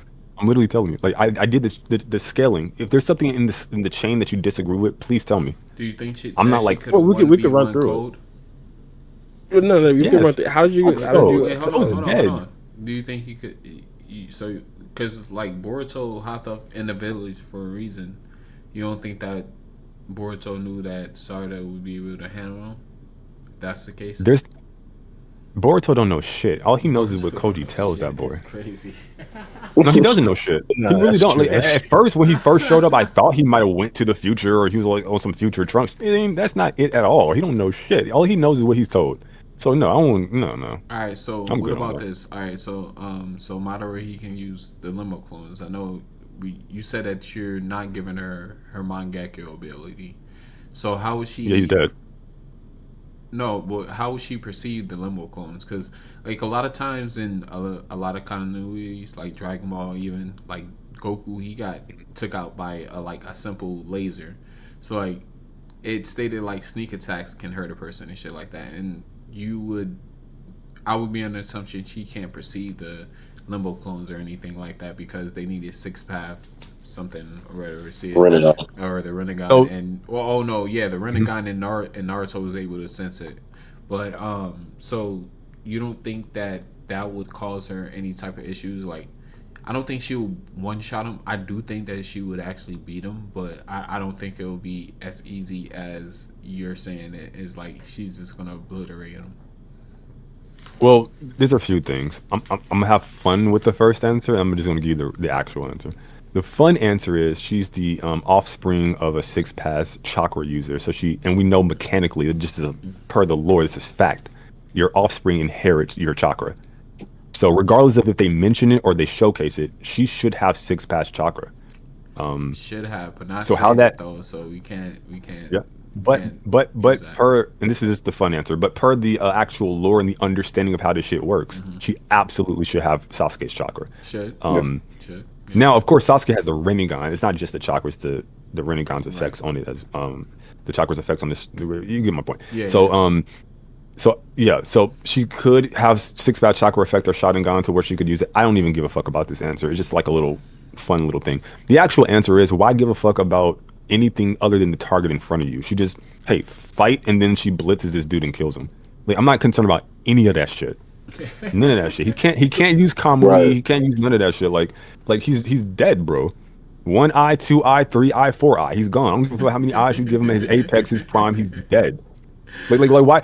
Like in people's mind, they think the fight starts and Sarada stands there while he sneakily summons clones that she doesn't know about, and they just like shank her from behind. The fight starts. She blitzes this dude and kills him. The fuck are we talking about? Now, if you want to like write the fight in a way that's like convenient for your perspective, I'm talking to the hypothetical you. Then of course you can make it the fight to where that happens, right? But we're talking about like a versus battle. We're trying to see who these characters win. They're not bullshitting. They're trying to fight each other. Then why would she just stand there? The fuck? Like, yeah, she's in a fight. She's going to fight. She has the superior stat. She blitzes this dude and kills him. Man, we Yeah, need GG. we need it in a video game. I need. I feel like Baro I, needs to see I just, Sarada to really piece somebody up 1v1 because I don't know. yeah, It's hard I to don't accept really- that. She literally pieced up a god tier combatant in Ryu 1v1. I don't know what's happening. I seen that it's like a video game only Uchiha that they state that has a larger Susanoo than Madara. He's video game only though. I gotta get his name. Shit, I sent it to y'all in the group chat. But hold on. I imagine the size of your Susanoo doesn't really. I mean, obviously, it's like comprised of chakra. The bigger, the more chakra is infused. I would imagine that's the lore. But if you just condense that chakra, it might just become more powerful and explosive than just trying to expand it. That's what I was saying. I think it would be ideal for Sarah to have like a 10-foot or a 12-foot Susanoo. That would be fire. She can utilize speed and power both that way. I don't even, bro. I mean, we Until they nerf her Mangekyo, until they nerf that Mangekyo, don't give her shit else. She don't need nothing else. That's Nerf the thing. that It's shit like they gave her a power up, but they literally only gave her like a quarter of her power up because they still got more to do. Like, we got another eye. We got to see how to utilize the basics of the Mangekyo with her Susanoo. So it's like it's just so much more for her. And then it's also like, okay, the blindness, so she might get an EMS or some other kind of variant. And then it's also like Byakugo Seal. Like there's just so many, like she's just getting started. And that's why I'm saying don't give her shit until you nerf this ability, because it's already too OP, bro. This alone already puts her over, in my opinion, every character in the entire verse except for Shibai. I mean, it's like based off of what like, we've seen, they haven't. That's why I one of the main things I do say for Sarada is like until Ikimoto can show me a weakness to her gravity ability from what we've seen and what she's able to like, nothing can affect her and nothing can touch her. So until somebody can provide or produce a hacks that can counter that, it's like you can probably explain away for someone to escape Sarada, but not for like someone to straight up beat her in a fight. At this point, it's like, yeah, I don't know. I don't see how you can explain it, which is why I don't try to explain. I'm like, I never really like, even because there's no way to really get past that from what we've seen. I'll be right back. I'm gonna answer this super chat. I don't want to let it linger any longer. Oh nah, yeah. No, you can answer on the pod. I guess You can answer on. Oh yeah. I think that's the free game. I think that's the main villain from the Boruto, the new Boruto. Nah, this is a video. Oh yeah, Ultimate Ninja Storm. From the Ninja Storm Connections. I ain't played the game yet, so I'm sorry. It didn't even cross my mind that he might have wanted you guys to hear this question as well. That's what I was like, you muted. He was like, you can read it if you want. Go ahead. They say people forget Sarada and Boruto. Why'd I say it like that? People forget Sarada and Boruto were always equal before. I don't know about that. Before Boruto got karma, so Sarada did more training. This is what I keep telling people, and thank you so much for your support. This is what I keep telling people. Sarada is the #1 ace of her generation when you take into consideration where she got with her natural abilities. No external boost. It's her and Shinki, and nobody's close. Mitsuki synthetic. Boruto got karma. Kawaki got karma. Would you call the Genkai boost natty? I mean, no, that's kind of like steroids. I agree. A Genkai? Well, if you Yusuke Urameshi? Yeah, what Yusuke? the fuck? The spirit wave? What are we doing? Yeah, she's a Uchiha. It's like the emotions that Uchihas get now. You know, no, she's strong. You talking about Dragon Ball Z Genkai boost? He meant Zenkai. Oh, boost, I thought you were talking about Yu Yu I'm fried. Hakusho. My bad. I'm fried. Zenkai. No, I'm fried. I'm fried because we do use that analogy a lot. So I'm fried. No. No, he said Genkai. Yeah, no, she does. He said Genkai. Yeah, he did say that. Yeah, but I don't know if that's natty. I don't know if we consider that natty. I don't know. No, but it's 100% natty. What are you talking about? Just because her shit's nasty, don't make it not natural. Uchiha just be like that. We might have to see what the UFC and USADA say about that testing. I don't know. Might be a little bit of juice in that upgrade. Don't get me started on Mr. White. Don't get me started. but for the super chat, I kind of agree. Like base wise, like Boruto and Sarada, they were kind of even until Boruto like like teed up with the Karma Steel. And the only thing I would disagree with, I think the training wise, Boruto likely trained a lot more. Matter of fact, I won't say that. I think he trained more efficiently because he had Kashin Koji helping him out. So he knows a lot more of the actual abilities and stuff like that he would have known years later and stuff like that. Whereas like same thing would happen with Sarada. Hypothetically, if she trains with Kashin Koji, she'd also probably be significantly better because her training would get a lot more efficient. Yeah, I just want you to think about this. Yeah. Sarada, I have Sarada beating pretty much everybody in the verse, and she has no master. Nobody trained her. Okay. Nope. Like legit. She like her masters kind of like bailed on her. Like Sasuke's like, yeah, I'm gonna teach you like the first part of Chidori, but like I kind of gotta go and get packed up by Jigen. Yeah, she's a little. Yeah, I gotta go in her own right. Like I thought Kakashi would train her. I thought Tsunade, Sakura, like she literally just been for 3 years. They just give her one for 3 for 3 years. She just been like training by super emotional. And just getting like fucking Uchiha amps just from her emotions. And we know she trained. She does Chidori stream and she can use Chidori without hand signs now. So we know she did work. But it's like she had no master, and she still reached this level with all her natural powers. Nah, bro. No external boost. She nasty. What does she train with Sakura though? Like off panel.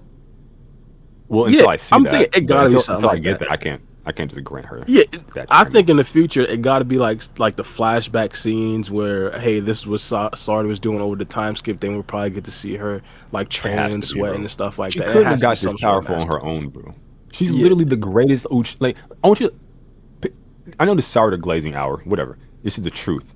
Sarada, in terms of where she was, where she is now, and what she like her foundation, what she has to get to this level, is the greatest shinobi in history. In history. Yeah. Name one person. Name one person. Not even Hagoromo. He needed Sage Mode. Name one person who can only use their natural born powers to reach beyond Jigen tiers of power, having been vastly below him. No other shinobi has done this in history. There's no master. Hedging.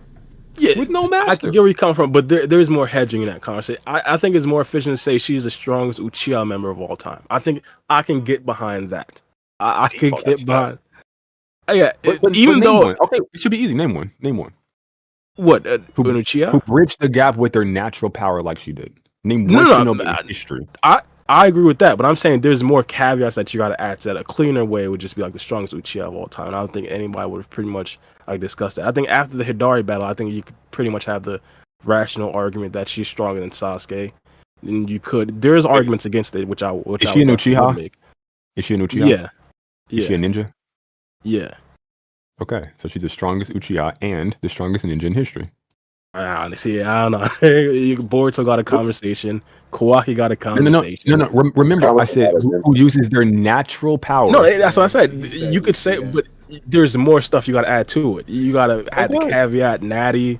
Like, she's 100% natty. What are you talking about? I mean, yeah, those are the caveats you got to add to it. I'm saying, but if we're adding the juice people, if we're doing a Mr. Olympiad, I don't know if she'd be number one. Bro, and the natty Mr. Olympiad probably. I don't know what you're saying. Is she natural or not? Yeah, but I feel like you just have to add more stuff to it to kind of claim that she's number one. You say okay, so she's natural, but her natural is so So she's natural, but her natural power is so OP nasty at its apex that it's almost not fair to the point where it makes it seem like she's not natural. Is that what you're saying? That's what it feel like you're saying. No. I'm just saying you could say that she is the strongest natty ninja, but you have to include the natty part. You can't just say she's the strongest ninja. Yeah. That's fine. I mean, I think she is the strongest ninja in history, but yes, that's fine. I'm fine with saying. One question. I'm a man of extending my vocabulary. What the hell is natty? Natural. Oh, it's like exercise weightlifting community. They talk about natty or people use steroids and stuff. Yeah. Got you. I went through my little Adonis phase, so yeah, I was in those communities at that time. But pertaining to the super chat, I mean I agree. They are most likely on the same level. I don't know if she's like the strongest in the verse right now. I won't put that on her, but I mean if you want to go back to Naruto, like in Shippuden, they was stated that Sakura, Naruto, and Sasuke was like on equal footing, so they can be playing the same role. And Boruto, where they want to keep those three characters like on the same playing field. Just out of curiosity, can someone name one ninja in history that can defeat Sarada 1v1? Oh my gosh. Boruto. Yeah, I still have a conversation. See, that's the thing. Let me say this before y'all continue on this debate. I will not argue against Melo's stance because I can't provide an argument for other people to beat Sarada. And I've said this before on the pod, like time and time again. I just can't. I won't argue. You know what I'm saying, against that. However, I will say, like, you know, because I'm still under the consensus. Me personally, I agree with everything Melo said, but me personally, I still believe, you know, this is then, you know, me calculating potentially or what ifs or head canons, you know, so I would have to accept that fact. But I still believe, you know, Ikimoto will have to eventually introduce some type of nerf, some type of wall or halt on Sarada's ability. So for the most part, you know, so like for the most part, I without a doubt in my mind, like top 5 in the verse, like top 5 right now. I always said like any Shinju that isn't Jura, I believe Sarada is maxing them out exactly how she did Ryu. Now, if you tell me that Jura can't beat Sarada, I'm not going to argue against it, which is why I'm silent, because hands up, you know, I'll say, hey, maybe he especially after 23.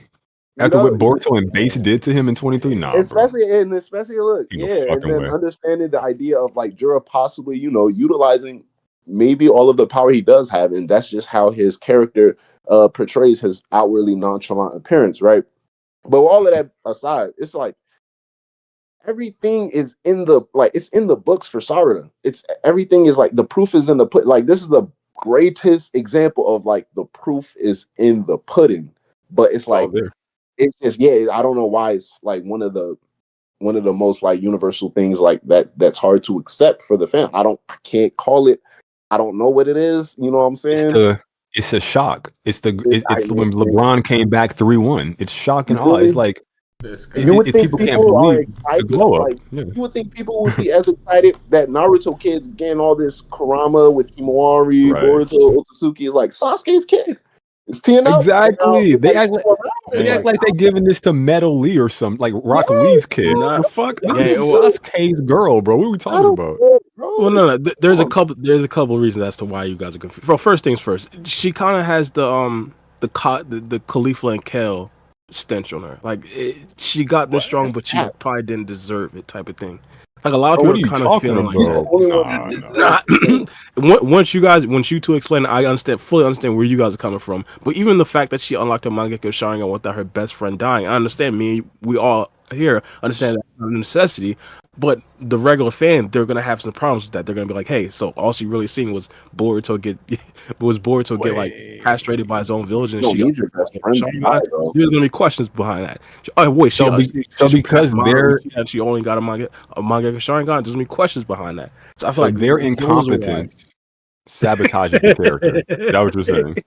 Because I can explain her Mangekyo awakening effortless. There's not like some mystery to it. It makes perfect sense. You could call it incompetence, or you could blame the writers. The writers also probably have some fault in it as well. You can't just only appeal to the intelligent Boruto fans. You also have to appeal to the unintelligent fans out there as well, and not only just unintelligent fans, but fans that don't really pay attention. You got to make things like kind of clear and obvious in big situations like this. So for those fans, real quick, because I didn't think those fans still existed. It was stated that for Mangekyo you needed to see somebody die, but if you just strip the die part, it's just emotional distress. That's all it is. Yeah, it's real simple. It's not that difficult. And then you have characters like a Sasuke and Itachi who grew up in an era where they needed to be stoic and hard. Okay, and I'm not saying pause, take it as you will. And they needed to be stoic and they needed to be emotionless because that's what a shinobi was. That means they were desensitized to shit. Fucking Itachi was slitting throats as a boy. Okay, they're desensitized. Sarada is the opposite. She's an emotional entity. That's what an Uchiha is. They're highly emotional. They get boosts from this. And she's super fucking sensitive because she grew up in an era of peace. So what this translates to is takes less stimulus to trigger her output. Let me in 2.5. comparison to other Uchiha. And and I'll round up with this. She is the only Uchiha in history to be raised in a peaceful era.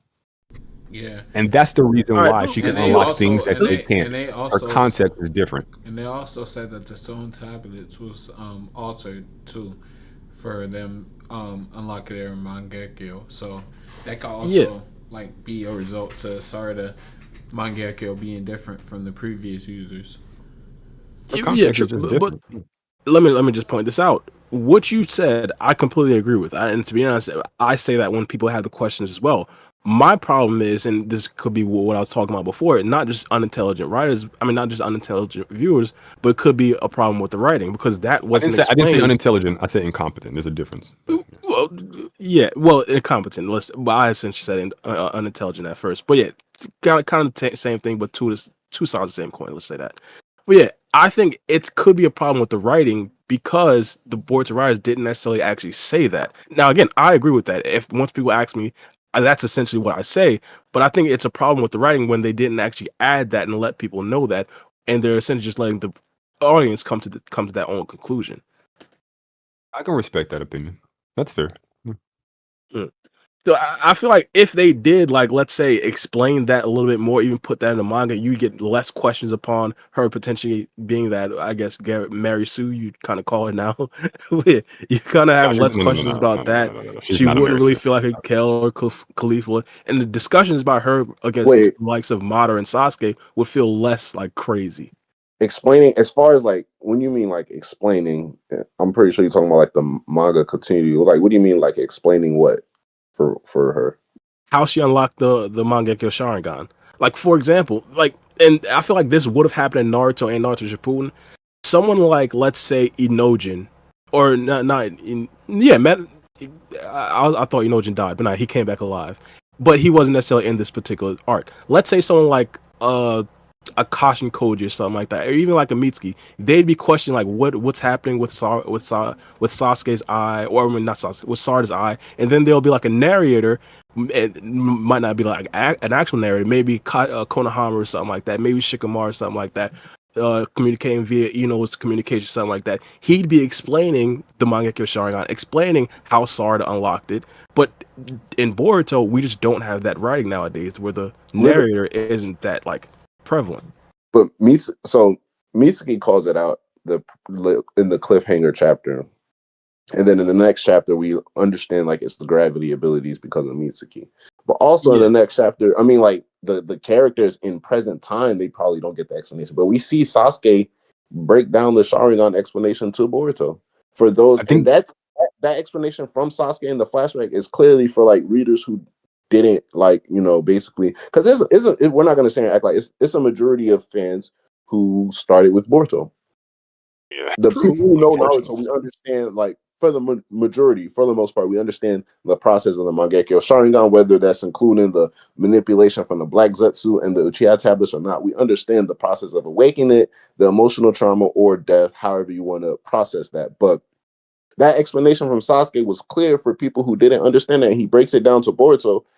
And it's like obvious because like there would be no point in time in the story, whether you do like anime or manga, that Boruto would have an understanding or an explanation of a Mangekyo Sharingan explained to him. We know that in the anime wise, like Sarada, she looks up information in the library. She read about it. It was minuscule. It was like a minimal amount of information, but Sasuke broke it down and explained to him about awakening the Mangekyo Sharingan in terms of it being like another version of the Sharingan, a higher level, as a response to like extreme emotional trauma and emotional stress.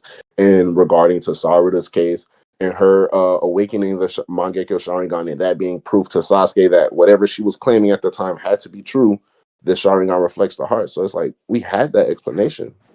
That's only one part of the explanation. That the other part of the explanation. I'm sorry. Well, please. Yeah, real quick. My bad. It's the first awakening. It's the first awakening. Yeah. That too, but the big part is why is Sarada this strong? And I thought Mello explained it perfectly when he talked about her growing up in time of peace. But I feel like that right there is one of the main points of objection. Not just the fact that she had the Mangekyo Sharingan, because if she had the Mangekyo Sharingan and she was like Itachi level, I don't think anybody would be like complaining. People are like noticing now because again we're putting her up against the likes of Jura and Madara and saying she probably easily beats Madara. So that explanation, I feel like is what's missing. Even from Shippuden though, it's like the Mangekyo's always been interested. Like it does whatever the fuck Kishimoto wanted it to do. Like basically, like Obito's Mangekyo did whatever like was necessary for Obito and his placement in the story, for Sasuke and his placement in the story, for Itachi and his placement in the story.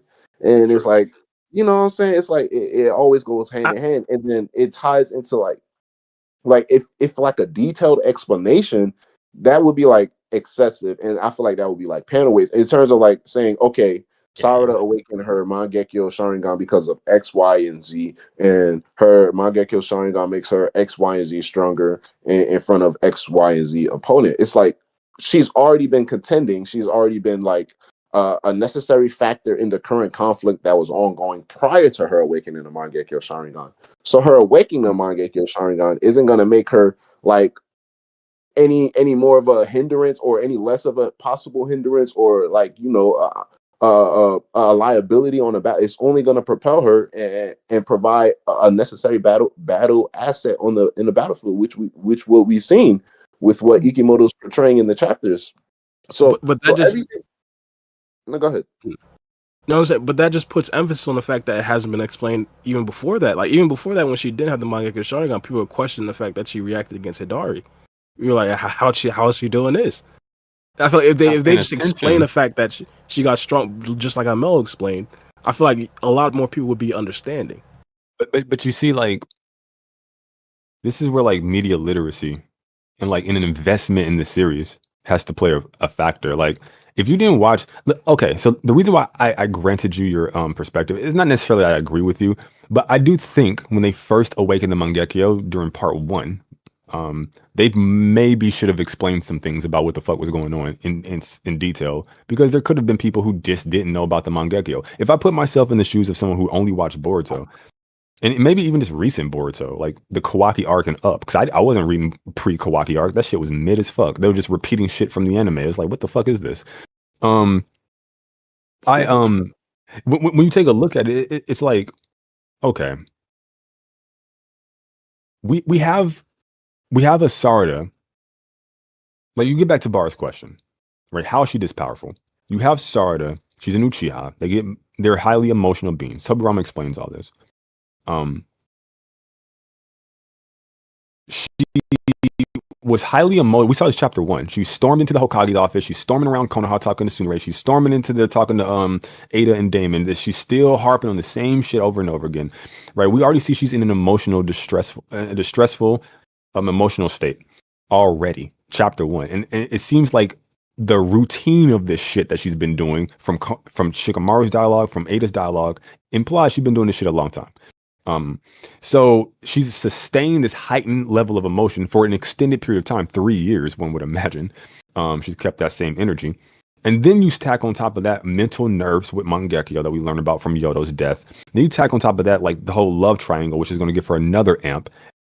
There is no questioning how she got this powerful. Like, it makes perfect sense if you understand the lore. And at some point, you got to do some work. Like, it can't just be spelled out for you, because then if Ikimoto starts doing that, the people who hate on Boruto already are going to shit on this series more than they already do. Oh, the Boruto fans are so retarded and stupid that they literally had to have it spelled out for them. It's like, bro, that's crazy. We don't need to add more fuel to that fire, I don't think. Right. And we see her train so much within the anime itself. So, like, it's already in her. Just understanding the character in general. Her goal to be the Hokage, like how she disciplines herself, especially after her being influenced and influenced by Naruto. Like, it's not foreign for her to train and to take training and improving her skills, honing her skills mentally, physically. Like, that's not crazy. And we've seen examples in both the manga and anime where she takes training seriously. So, like, true warrior. Yeah, it's like Boruto. She's not like Kawaki. Like, if anything, it would just make her want to play even more. I caught that. You feel me? Kawaki's not a warrior. That's why he tried to get shit the easy way. That's why he doesn't respect their traditions and their process. Sarada is a fucking warrior. That's why she trains. Naruto is a fucking Boruto's a warrior. This man's nah, bro. That's why Kawaki. The easy way is the great way. Kawaki's a Gary Stu. Boruto's not a Gary Stu. They literally showed this dude working hard to get what he got. Maybe Nobody, pre-Deepa arc, maybe you got a case, but Deepa arc onwards, that boy, no, you can't make that excuse for Boruto. nobody's asking why Mitsuki body ain't breaking down no more from using Sage Mode. I ain't seen that question pop up once in the time skip. Mitsuki been popping up. He just used Sage Mode this chapter to deal with claw arms. Ain't nobody like why I think they said that. I think I they said that on my that, stream yesterday. I think they said in the anime that if I'm not mistaken, Orochimaru like reconstructed his body or something like that, gave him logs, organs or some shit like that. So now he's able to use Sage Mode. So they didn't boost his durability. Yeah, they just saved his life. That's solid. Black, it's your pod. Nah. You said what? It's your podcast. You're the host. You talk. Oh no, I said no. I just said like at that time it just saved Mitsuki's life at that time. Log donated his organs, but like it wasn't a definite answer as whether okay now you can freely use Sage Mode whenever you want, Mitsuki. But even at that point, like we ended off part 1 in both continuities. Like Mitsuki can use Sage Mode like spot on and spot off, like give or take. But it had to be very careful. In TBV, like burst mode. Yeah, like in TBV, he's walking into the interrogation room in Sage Mode. He's walking through the park, approaching Boruto on the bench in Sage Mode. He's wiping out enemy Clawground fodder in Sage Mode. Nobody's like, why isn't his body breaking down? It's just like I don't know. I understand a lot of the consensus against Sarada. I'm not like blind to it. I can see the other side. I have perspective, so I very much understand it.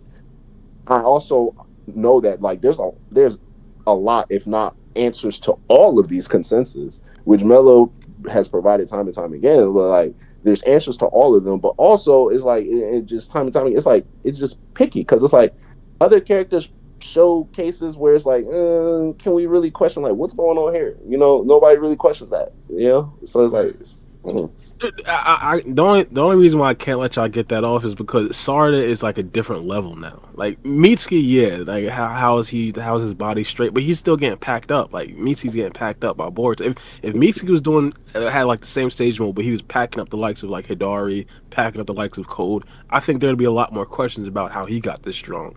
You know, shame losing to Boruto. Yeah, for sure. Would it have been valid if she would have lost to Ryu? I didn't think it was crazy because I called it like chapter 9. I'm like, she's about to beat the brakes off of this man. Once she locks in, she's gonna beat the brakes off. But would it have been acceptable for you if she would have lost to Ryu in that fight? Or struggled more? Well, to be honest, I thought she would have been able to. I thought she should have been able to pack up Ryu because Ryu said, or I guess not Ryu, Araya said that without Shinki saying they were kind of like on even footing. That's Shinki, and we understand that Ryan and Shinki aren't the same. But like once they said that, I'm like, yeah, Sarada got to be able to beat him because even during the tuning exam, like she was dog walking Araya. Like it was like easy work for her in the tuning exam. So yeah, I thought she probably should have been able to beat Ryu, even though I could have definitely seen her like kind of struggling a bit more. I think there's zero chance that she beats Araya without Mangekyo. I think she can contend. I think she's on par, but she just doesn't have any stopping power. Like what fire style that didn't work. Shidori, she already tried that. He blitzed her with that by dematerializing. The best thing maybe genjutsu abilities, but that gets iffy with his like Rinnegan or whatever the fuck he even is. And I don't know. It's a bad matchup. Like Mangekyo just catapulted her to a different tier. It's insane, but yeah.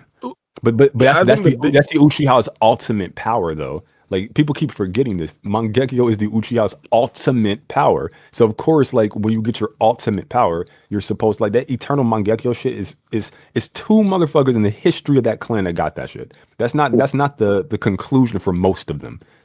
For most Uchiha, Mangekyo and Mangekyo alone is their apex. So of course it needed to be something like this, especially given the power creep in post time skip. 100%. It should not have even been a surprise, to be frank.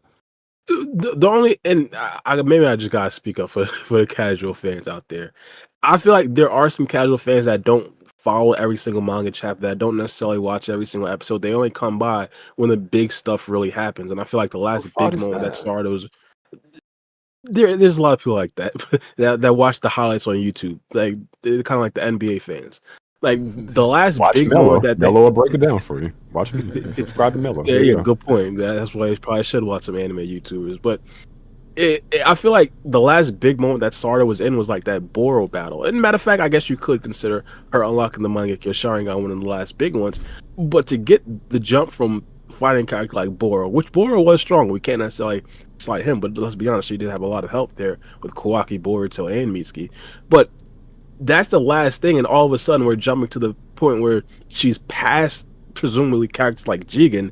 That's amped with Koji chakra, and that got more traces of another elite character in Shinki. Like I feel like it's kind of fair for that to be like kind of like hard to understand type of thing. Or a casual. Honestly, I'm honest with you, Bara. I don't think these people exist. I just think you're playing devil's advocate and using these hypothetical casual as a shield to protect your own takes. Personally, yeah, I'm like, checking it out every other chapter. Like, you can't come in and just complain about a detail you don't understand if you already like are reading the series occasionally. Like, that's just, you don't even go here. Like, you're not even invested in what we got going here. The fuck? Enjoy for whatever you're looking at. Don't sit here and try to complain if you're not gonna read everything. That's what I'm saying. Nah. What I'm trying to say, the level of understanding of the series that you'd have to kind of like understand the fact that Sarada is this strong, I feel like it's higher than what it should be. That's my point. I don't think so. At some point, there has to be an investment in the audience, in your material, in your series, and you can't dumb the shit down to that degree, bro. It betrays yourself. It betrays your audience. It tells you it tells your audience what you think of them. It's disrespectful. Personally, if he did that shit, I'll feel disrespectful. I'm like, what the fuck you think this is? You think shit's sweet around here? I know what the fuck going on. I don't need you to break this shit down like I'm a boy. The fuck? Yo, and if you have a problem with that, bro, go watch Black Uchiha, watch Bara, watch Naruto Explain, watch NEC, watch Kidomaki, go watch Walkie Talkie Podcast. Go watch these people. They know what they're talking about. They got their shit together. Like, it's not rocket science. There are resources for you to get this information. We talk about this shit quite frequently. Yeah. There's no excuse for ignorance. None. Hey, I got a question for you guys. Yeah. All right. So, what do you guys think the possibility of Sarada? I'm gonna keep this on the Sarada topic. Her being conscious next chapter. She could be conscious, but not at full power, so she might not be of worth. But I do think she I think we need some Kawaki Boruto time. They need to get their mojo back, bro. So I don't want Sarada involved yet.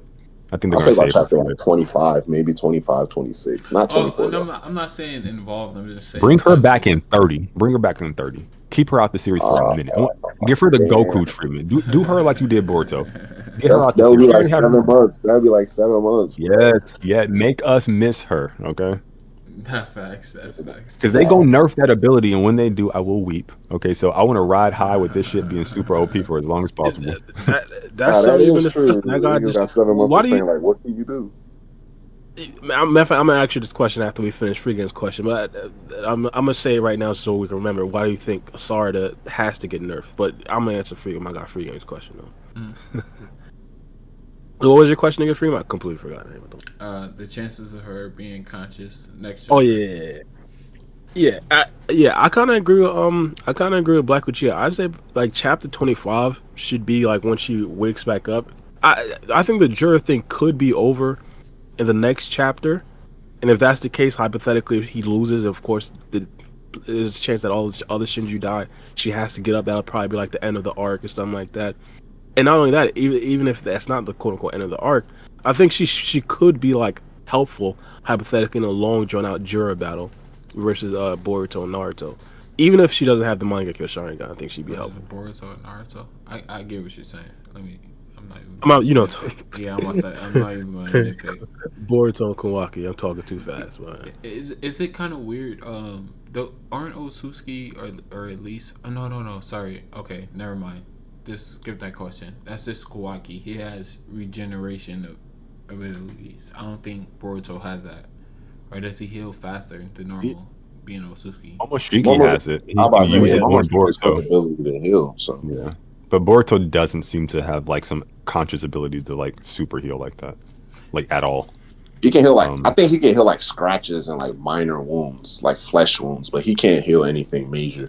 Yeah, he said it wasn't That like guy, it wasn't like it didn't hit any internal organs. So like, is he even going to be like a factor in the next chapter? You think it's just going to be like Boruto? Yeah, At least Boruto. half. Well, I feel like it's gonna start absolutely. off Kawaki mainly, but like the second half for sure, easy. But this is Boruto motherfucking Uzumaki we're talking about. Like that Big boy is smart. Even if he can't like physically move, he's gonna do some shit. Like he gonna struggle to get some badass tactic off that's gonna help Kawaki. But Boruto like that, so I'll never count him out. Especially in particular TBV Boruto.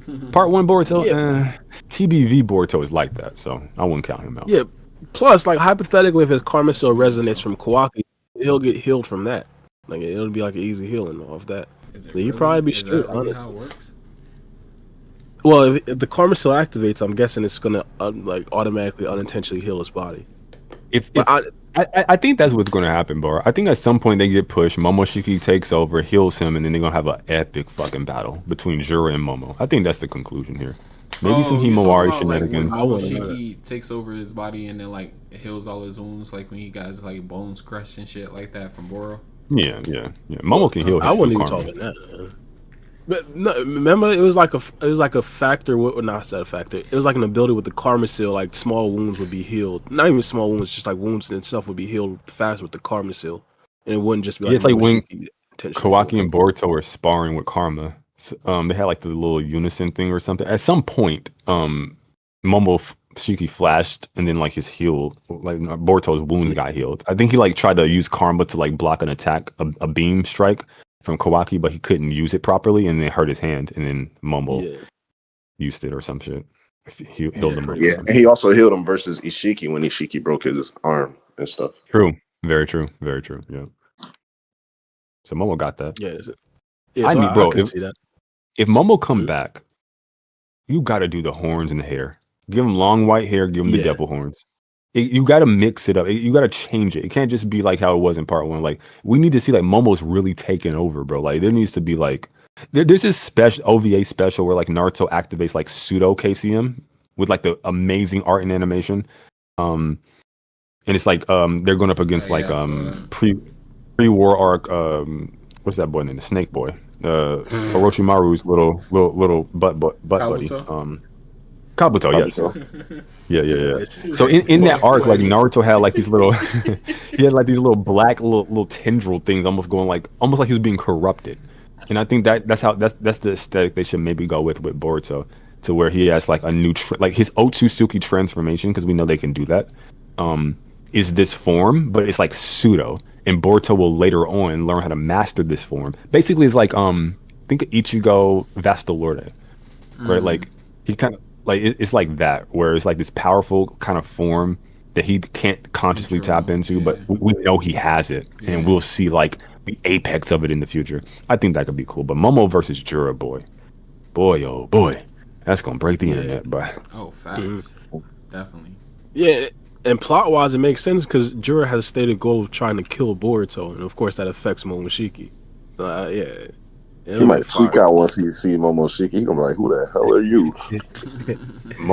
Bro, I think that's the thing that's gonna take him over the edge. Momo ain't about no fuck shit. Momo is gonna clown him, you pathetic creature. Like he's gonna cook him, he's gonna beat his ass, and then clown him verbally, and then Jura gonna snap.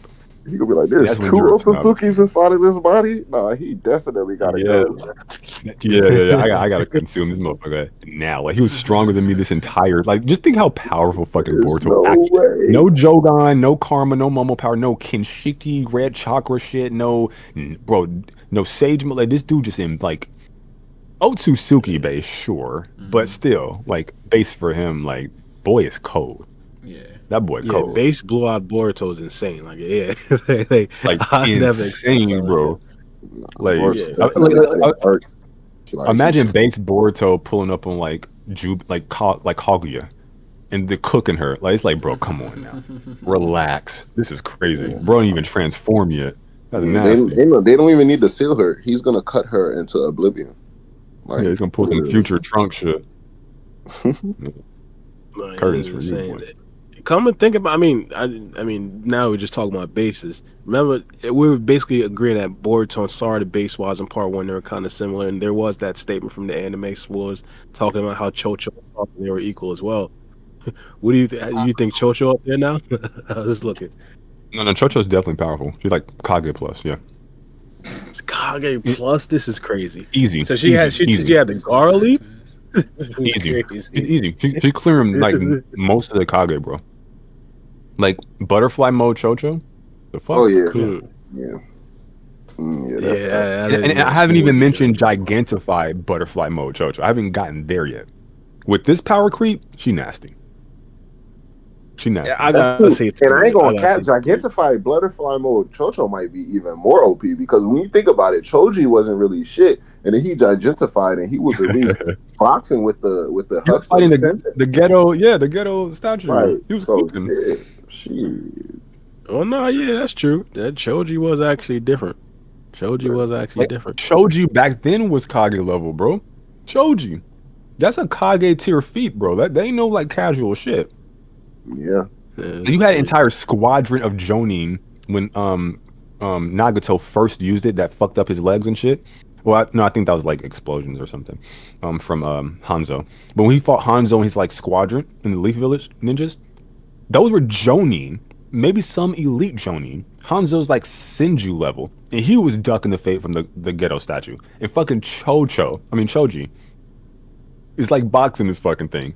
It's nasty work. So if you upscale, power creep, time skip, scaling, whatever the fuck, yeah, Chocho is like that. Yeah, like it's kind of crazy. She's fighting Claw Grimes in base, and Mitsuki needed Sage mode. It's kind of crazy. I'm just putting that out there. That's different. Speaking of Team 10, actually, like these guys ain't it. Speaking of Team 10, to be discussing, what do you think they're doing in flash forward scenes? I guess the visions that Kashin Koji had. I dropped the image in the Discord right here, but I think we kind of see like a clear image of Inojin in that Shinju dimension. My guy Big Inojin's gonna pull up and save the day. I'm telling you. It looks like he got cut on the eye, bro. Everybody getting their eye taken. Bro is dying. Yeah, no, fact.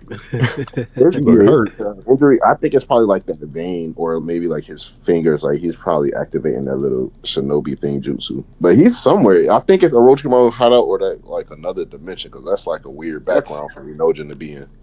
That's the most interesting thing. Look like Orochimaru. I think Koji is an antagonist. I'm just saying. You think he's in it? Why you boxing is like a villain, right? It's not a villain. It's just someone who opposes the protagonist. He doesn't necessarily need to be pure evil. That's why I don't consider the Shinju villains. They're just antagonists. I think Koji has the potential to be a great antagonist. Yeah. Well, see what you mean. Kawaki, Ada, and Damon are villains. Like that omnipotent shit they did. They're 100% villains. He said that. I don't know if they're villains. That's evil shit, bro. Like you steal a man's life. You wear his drawers. You wear his Crocs. That's crazy, bro. Kawaki is wild for that. Yeah, Kawaki is definitely foul. Well, I don't know if he's wearing his drawers for one, but also I don't think he had like a choice. Like afterwards, like if you tell people you're lying, it's just gonna rewrite. So like, he can make another wish. He can make that's such manipulator.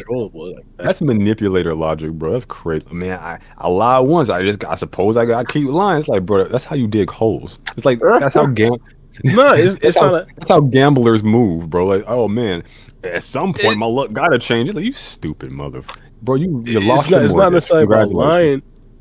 It's like how Sarada's been telling people the truth for like the past 3 years and they just forget.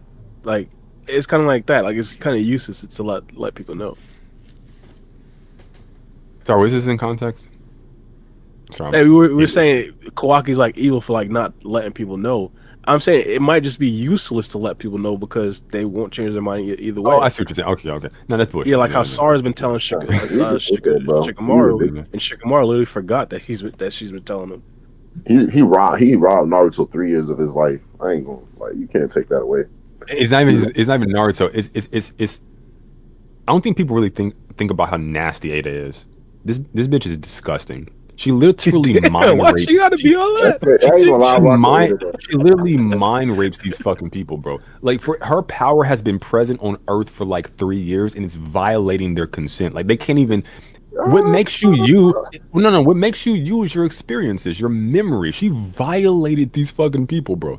Literally, if you even get around her, you can't even like consent to shit. If the only thing stopping her from violating people in that way is just her personality. But Literally. the thing, like, if she was like a nasty predator, like everybody just, oh my god, bro.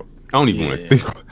Hide your kids, hide your wife. I came for That's Butte. why. Like, That's that's why she over, hates bro. Amado, because like he ruined her Fleece life. Johnson. Give Fleece Johnson her powers. We bro, y'all cooked, okay? Because I ain't about to be here, okay? I'm about to go to fucking the Yeah, Shadow nah. Realm. So fuck Prom, that, yeah, nah. Imagine if Prom Tate had those powers. Nah, yeah, that'd be over. Yeah, everybody would be bro. trying to get that Ain't nigga no off the fucking planet. shot. Imagine Prime fucking Mike Type, bro. It's over, bro. He's going he going to do the Miles Morales. Hey, put the shoulder on the hand on the shoulder, and you know it's over, bro. And it just cuts to black. It just cuts to black. It's over. Yeah. Oh my god.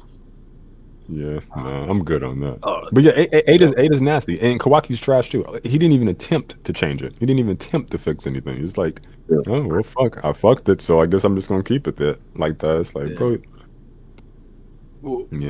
What do you guys think about I, Sarada's omnipotence? Like, with the Mangekyo stuff, is there like any new takes, any new perspectives on that? Why she's you not mean affected by omnipotence? I have zero clue. The only thing I could probably see is like the black hole is like something that's like averting the effects of the omnipotence. That's the only thing I could probably see. But the question would be like, how is she like unaffected? You'd have to say in the future she does something to her past self, and that could probably be it. But to be honest, at this particular point, I have zero clue. Zero I clue. think it's obvious. A lot of people probably won't like the answer. Me, I'm indifferent. I don't care for it. But it's just that she's in love with an Otsutsuki, and who happens to be Boruto. So that's why she and Sumire are immune to Ada's ability, or it's just that Ada subconsciously wanted real friends and somehow, some way, made Sarada and Sumire immune because she rocks with them. You know, I think would actually be more interesting than that if it's actually Boruto who's in love with both of them and doesn't know it. The love of the Otsutsuki can cause you to have immunity. Being loved by an Otsutsuki can Being cause you loved, to have yeah. immunity. It's nothing they're doing. It's everything Boruto feels towards them. That could be crazy. That's possible. And then, because then he has to like contend with that, like from a guy standpoint, how to deal with like your repressed emotions. That could be an interesting little plot point, but it's probably the inverse, like you said before. Getting converts to Muslim, and all of a sudden he's dating, or to Islam, and he's dating now, or now has 4 or 3 wives. Yeah, I respect situations like that. Nah, one of them Crazy, getting dropped but- for sure. I don't care We coulda who. got- One of them getting dropped for sure. We could have got to 3 wives without all the Islam. That's great. I'm fine with 3. Like that's perfectly fun, bro. If he bags Not in this hey, context. We're talking about children. Ada's from the, she's switching up on Kawaki, so it's about to happen soon. I want Ada Oh, to boy. stand alone. I feel like she's a character that's good enough, and she can propel the story if she does. But I wouldn't be mad at her to just go into Team Boruto, just straight up. She needs to stop. I think her path is to stop depending on people, depending on her brother, depending on Yeah. love from other people and acceptance. She needs to just be an independent individual, and I think that's her story arc. I don't think it's some grandiose. She might do grandiose stuff. Obviously, Obviously, she already has. But I think that's really her conclusion. Something really simple and something really pedestrian. Just a teen, like a young woman living her life without this power. And I think that's her conclusion. Her sitting at like a coffee shop, maybe just sipping something alone. No brother, no man by her side. She just enjoying. Nobody even paying attention to her. And she likes it. She just smirks. And that's the last time we see Ada. And she loses her abilities or some shit like that. Maybe she transferred them over to somebody, Sarada or whoever. And she just like, she's a normal human being, well, cyborg, normal person, and she just like smirks and like kind of goes. Kind of like Batman from Bro gave how he her a left whole Catwoman life in the movie. Nah, Yeah, I could fact. definitely see that. I could definitely see that being her conclusion. It's like what, like she's not a warrior. What else would she like? What else would her conclusion be besides I that or agree death? with Ada. I think I see her as like a character. Like she represents us within the Boruto story, because even when you take the ability of omnipotence, us as a fans and viewers, whenever we're reading a source or we're reading a material, we know all things that go on because the author is portraying all things to us. So things that certain characters are privy to later on within the story that are possibly revealed to us, like we have an omnipotent sort of like viewpoint for the story itself. And in turn, Ada has that same exact ability. Like she can see all things that are currently going on in the story, but when we get to like a deeper level of her character, is very simple. It's simplistic. Like she has a very humane taste. She has a very humane expectations, despite having these inhumane and extraordinary abilities. Like she just wants like regular, like any young person in general. Like I'm trying to find love. I'm trying to chill. I'm trying to go shopping. I'm trying to enjoy these good foods. But now we got ninjas and aliens boxing and blowing things up right next door. So it's like it's just crazy things going on around her. And she's just gonna come to the realization like she needs self-acceptance as opposed to being loved by everybody in the world or finding a love by someone that can be quote unquote true. Maybe that can be a byproduct, but it's gonna start with her. Like kind of like what Sarada did within the previous chapters, like accepting herself, loving herself, and that's essentially gonna be like the mark of her character. So yeah, Melo's right. Sarada achieved that like way before she did, and I think Mitsuki has a very similar arc as well. He got to get over that. Like even Boruto said, like, bro, I don't think you actually need me, but since you seem to at the moment, I'll be here for you, bro. Like, so I think that's his path too. Like, stop being so damn dependent and like That's have some independence. And that's I the think thing that about it. could parallel like the actual fan base, like who are growing up with this, because this like there are like morals that these stories push towards certain individuals. I don't think they're aimed towards me, a grown ass man. The whole Right. love stuff, the love stuff could be, but the whole independence, growing up, this is the part of life type thing through Ada and Mitsuki. I think that could be a moral for younger audiences for sure. Yeah. Yeah, Oh, and then not even to like go into like too much detail because even with these characters like Ada, Mitsuki, and Sarada, I was gonna work on like a chain of videos just for those three specifically because outside of like Boruto and Kawaki, obviously, I believe just those three characters, especially with emphasis like on Ada and some of the dynamics that Mitsuki bring, like they're like some of the three most important characters in the story, especially with the type of story that Ikimoto is trying to tell with like this whole entire love and like philosophical question and walking through life and stuff like that. Where do you think Sumire lands in all this?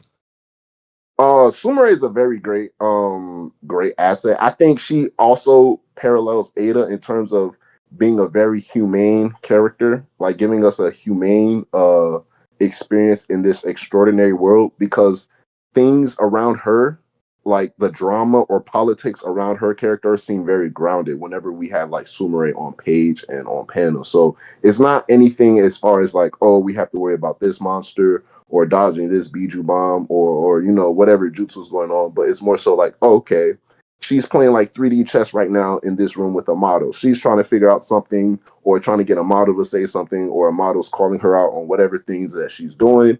She's exposing Sarada's feelings. She's basically calling out elephants in the room. So it's like really grounded and humane things for Sumire's character. So I appreciate that. And there is that parallel with Ada character.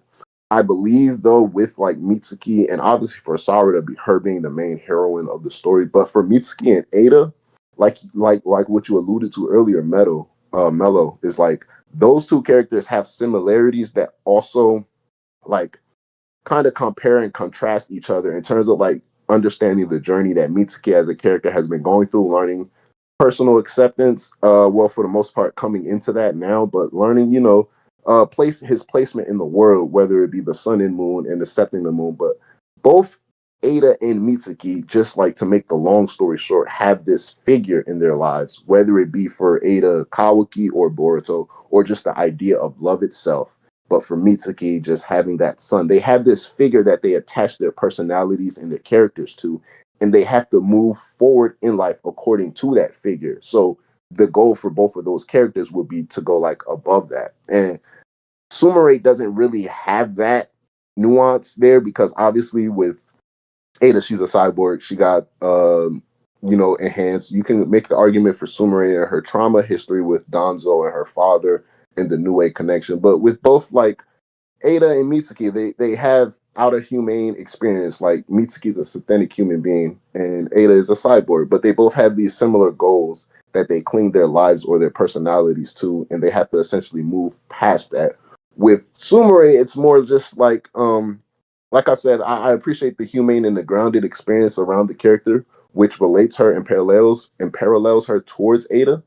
And a lot of the connections with her character relies around Ada, Amado, and Kawaki, those three characters specifically, and also Sarada when you include the love triangle with Boruto. But for the most part, aside from the romance, her character really lies in the politics between Kawaki and Amado, and essentially showing like that Anbu Black Ops or that root history that we have with her and her family being, essentially in this ninja world being like the assassins or like the ninjas of the ninjas, the shadow ninjas, right? So I think once she gets past whatever like the love dynamic would ever be there for Sumire, it's gonna be like more grounded, but it won't be as impactful. Not to say that like to diss Sumire, because obviously people would know I'm a Sarada fan, but it wouldn't be as impactful or meaningful to the story as to once we get like realizations or like hurdles completed for characters like Mitsuki and Ada specifically. It's like super interesting too. I'm sorry. Did you guys have something to add to that? I think Bara light up. Yeah, the only thing I'd probably say is I think it'd probably be a lot easier for Mitsuki to kind of get over that feeling than Sarada, where I think because of the relationship, it's more of like a plot thing to where like she has to kind of be connected to Boruto, and same thing with Sumire and Ada. And Ada not necessarily specifically Boruto, could be Kawaki or Boruto depending on the time in the series. But I think that's more like a harder thing for Sarada to get over, to be honest. I mean, with like Sarada though, like when we go to her case, like for her getting over that hurdle, and it even ties back to all of the conversations we have with Sarada currently. Like post her obliterating Ryu, I feel like we're about to see a new character. Because for the first time in this character's story, she's accepted herself truly. And Sarada has always been one to be sensitive and emotional, yes, but she's never personalized her feelings. So for the first time, she actually personalized her feelings. She accepted herself. So we're gonna have to see how she operates in regular conversation, how she operates now moving forward on the battlefield. Does she have certain things that she might be more comfortable saying and dialogue that we might see that we haven't necessarily seen from Sarada before? So there's going to be so many questions with the character, right? But even with her hurdle and her thing being with Boruto, it still ties into her main goal of being Hokage, right? It was just that her goal of being Hokage, how she like the pedestal that she placed that goal on kind of thwarted her ideal, like the way she thought she should approach life and should approach maybe like her feelings or just how she sees her social peers, and if those possible social peers can bloom into possible romantic feelings. So those things can be like looked at as distractions in Sarada's case if it's not going to propel her towards that Hokage goal. So her getting past the hurdle of Boruto, or her, just like, just propelling over it, whether it be Boruto chooses Sumire or ends up with her, it doesn't change the fact that her main goal will still be the Hokage, and striving for that won't be affected by her being chosen by Boruto or not. Strongest Hokage in history, 100%. So Mitsuki's also really interesting because in the anime he kind of resolved this to a degree, but then they gave it back to him. But it was really mostly through Orochimaru and Log, to where, pick me. No, pick me. He had a choice between two individuals and he chose himself. And that was beautiful. And that worked. And then they just gave him another person to tether to, which was Boruto from Log. So they resolved it and then gave him something else. So they kind of already like hinted at like, yeah, he might have to choose between Boruto and Kawaki with his omnipotent stuff. And then in the end, he'll choose himself. And I think the reactions to this from Kawaki and Boruto are going to make it evident. If at that point he is not already clear, omnipotence is broken or something of the sort, that Boruto is truly the person that he deemed his son, and so realizing this, he no longer needs Boruto and he becomes truly independent. And then second thing, I think, getting away from Mitsuki, is that I think to a degree, a lot of these characters have this link to someone or something that they probably need to break away from, or should break away from it. Maybe not need to. In Himawari's case, she has like her entire motivation is to help Boruto, who she believes is her stepbrother, because of omnipotence. It fuels everything that she's doing. She needs to break away from that motivation and start doing things for herself moving forwards. And I think that's what's going to happen as Boruto becomes more of an ally and they start making certain reveals for her. But you can see that through Sumire to Boruto, or even a Boruto to father figures is really a big one. To where Naruto was a problem, then he tethers to Sasuke, and Sasuke gets removed. Super convenient. There's a gap that's there, and then all of a sudden Koji comes out of the woodwork, super convenient, and then he tethers to Koji, which I had a problem with because he didn't ask any pertinent probing questions, or at the very least not the ones that I think were pertinent. And that's why when Boruto rebels against Koji in the way that he does, that's why I'm like, okay, he's breaking away from that tether, that father figure that he always seems to need, and that's one of the hurdles that he has to overcome, I think. But this is the depth of writing that I keep talking about that Ikimoto has here. He either truly has it or like I'm reading too much into this shit. Which either way is possible. Either way, I think is possible. Yeah, but I think I'll give it up to Ikimoto. Hats off, because it's so deep, and a lot of things are. Some things can be taken as coincidences, but some things you have to understand. Like at the end of the day, a writer comes into a story with a plan, regardless of how rushed or probably thought out it may be. Like from start to finish, they have a plan. They have an idea of where they want this to start and how they want it to essentially finish, or for the most part, the story that they're trying to tell in between. So Ikimoto is really like going crazy, and it's just the proof is in the pudding. Like it's amazing what he's doing with the story. It's amazing what he's doing with the work.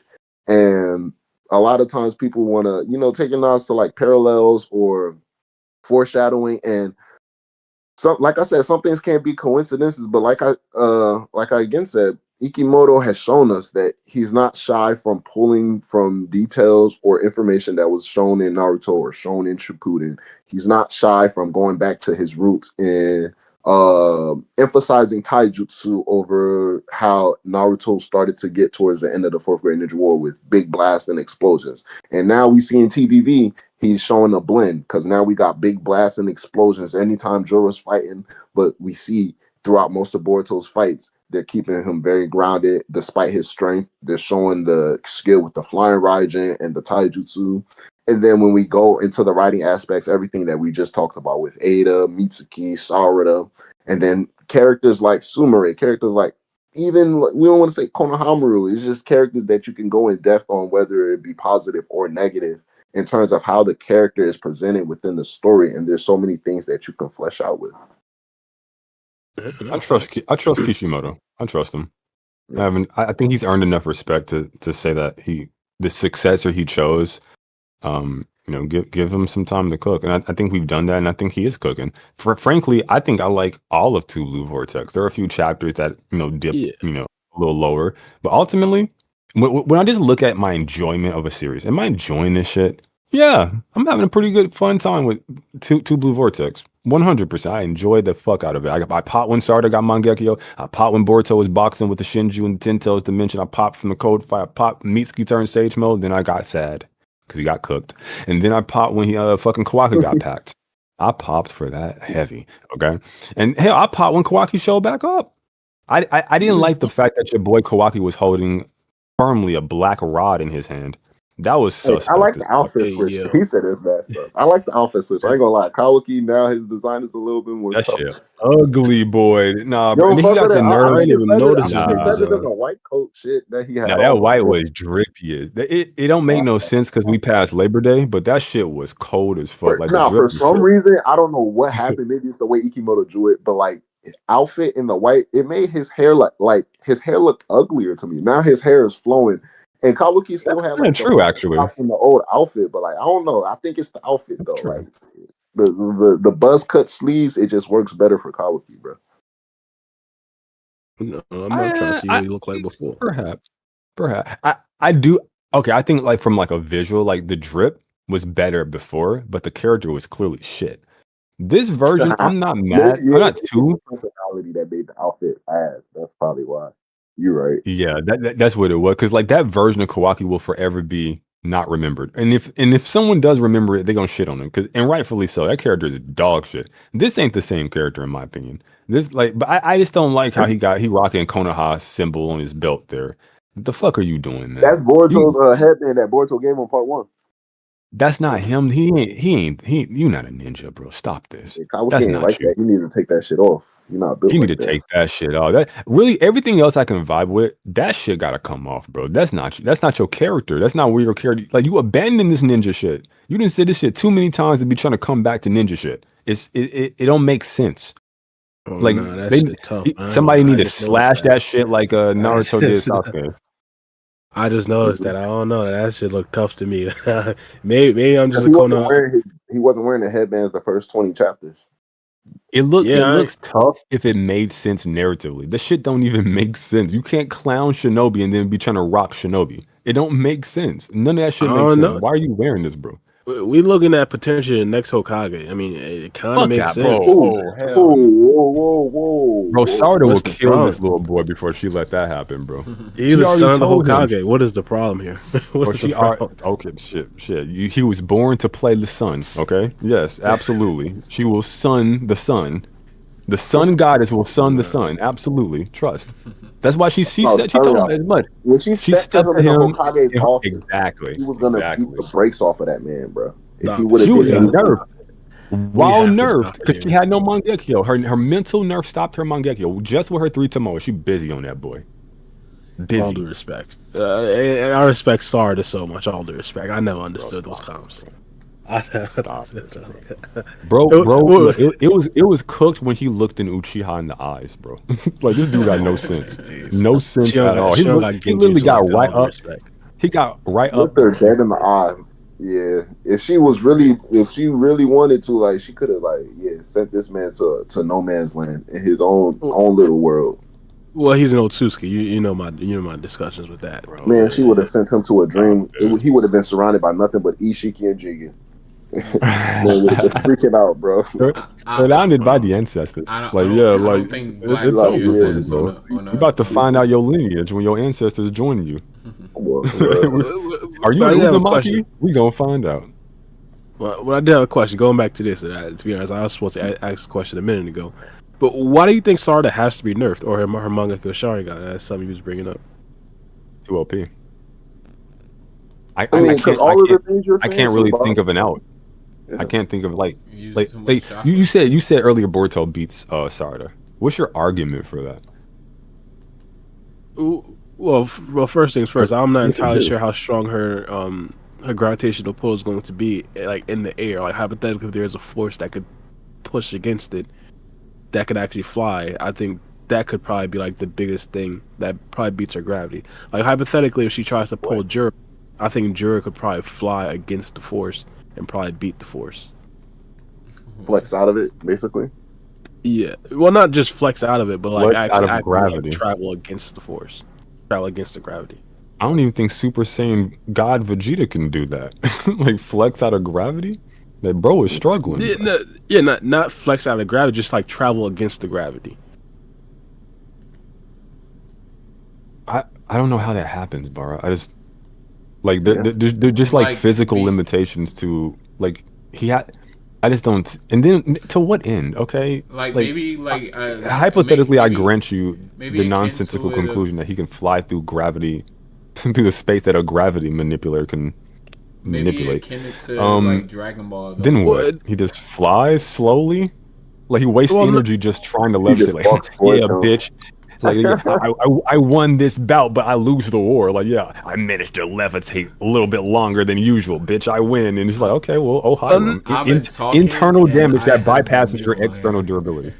I've been talking that's crazy on here for the crazy amount of time. But I was gonna say maybe you can akin it to like what Bara is trying to say, like how Goku was able to break out of Hit's time skip, or what's his name, Jiren was able to break out of Hit's time cage.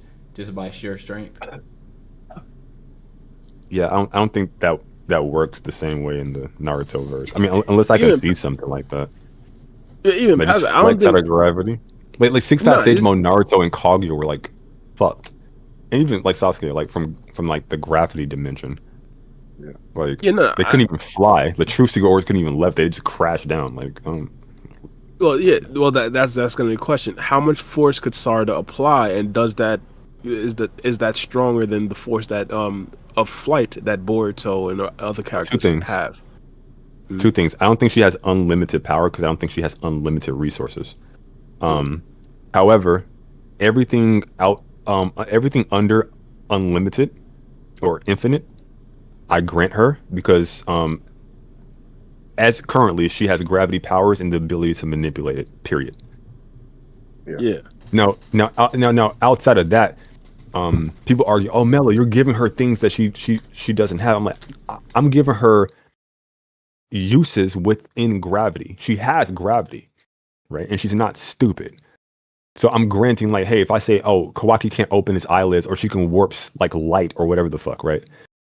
That's just a byproduct of gravity manipulation, which she absolutely has, right? So it's just like I just don't know what the fuck you do. Like her Ohiram bypasses external damage because it's an implosion, not an explosion.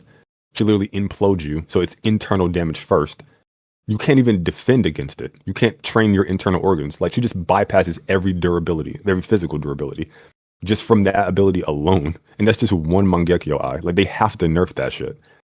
Like, It would just be no mid, no long, no close range fighter has a chance against this girl. The only characters that can beat her right now on paper comfortably are characters with reality warping abilities with little to no established limitations, like creation of all things or omnipotence through Shibai in particular.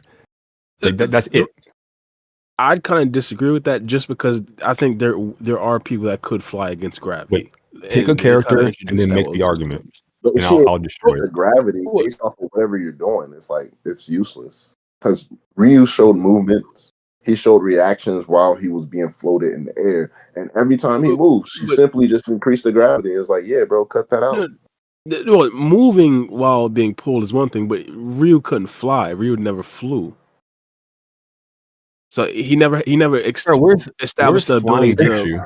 Out of curiosity, where's flying? Yeah, I'm about to say, even if she's like, if you're in that space, like she's manipulating that space. So like once you're there, it's like like gravity. She controls even if you fly, she's still going to be able to like pull she's her. controlling it. It's like same thing like 360 degrees. Earth has gravity. We understand that Earth has gravity, and they're flying against Earth gravity. Like, they're still in the orbit of Earth.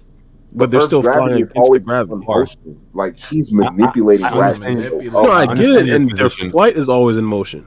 I understand your argument. I understand what you're trying to do. What you're trying to do is say because we can't quantify or measure the potency of her pull, of her gravitational pull, you're saying that it's possible that the pull is slow enough to where boy can fly through her space even though she has 360 degree control over everything he does within her domain. That's what it sounds like you're saying. It's kind of that, but I'm trying to word it differently. Why don't you just word it how it is? Why would you try to word it differently? Because you're looking at it from the wrong perspective. The force of her gravitational pull might not match the actual force of their flight. That's what I'm saying. Okay, so you go to Ryu. Number one, we can't quantify or measure the gravitational pull. All we know, she has gravity powers and the ability to manipulate gravity. Mm-hmm. I don't see any reason to put a cap or I already explained why I wouldn't give her infinite because she doesn't have infinite resources. But for the same reason I wouldn't scale her high, I wouldn't scale her low. Right? Like it's just there's no way you can measure it. Now I would just go to the feats. So you have Ryu, a guy tier combatant who's Jigen plus. Would you agree with that at least? Yeah.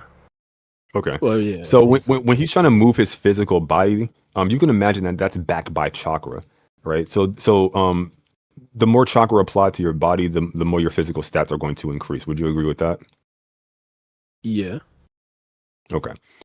So when we have a character like a Ryu who's trying to physically fight back against her pull, but is to no avail, at that level of tier, under that context, life and death, there's no reason to believe that he's not going all out in that moment, which means that the chakra being applied, number one, chakras ought to be applied to his body because we understand how like these characters upscale through their physical stats is by applying chakra to their physical forms.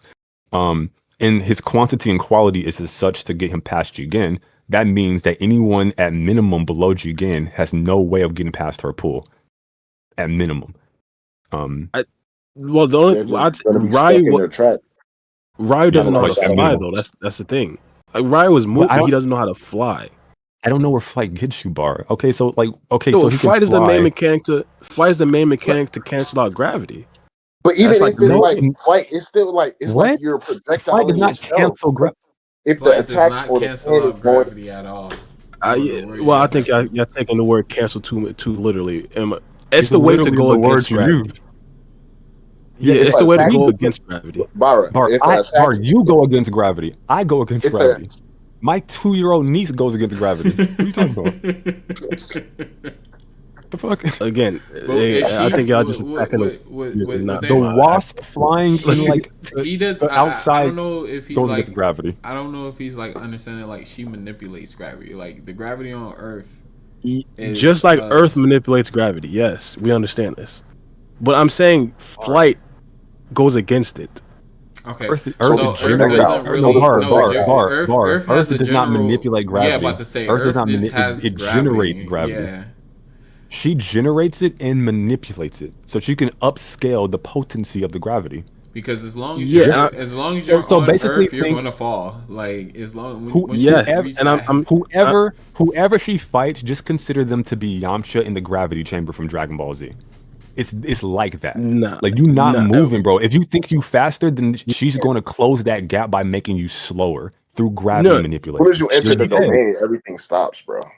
Yeah, she can manipulate gravity, but they can manipulate flight. They could fly at different speeds. You're not, you're not understanding, Bar. No, I understand. I don't think y'all understand what I'm saying.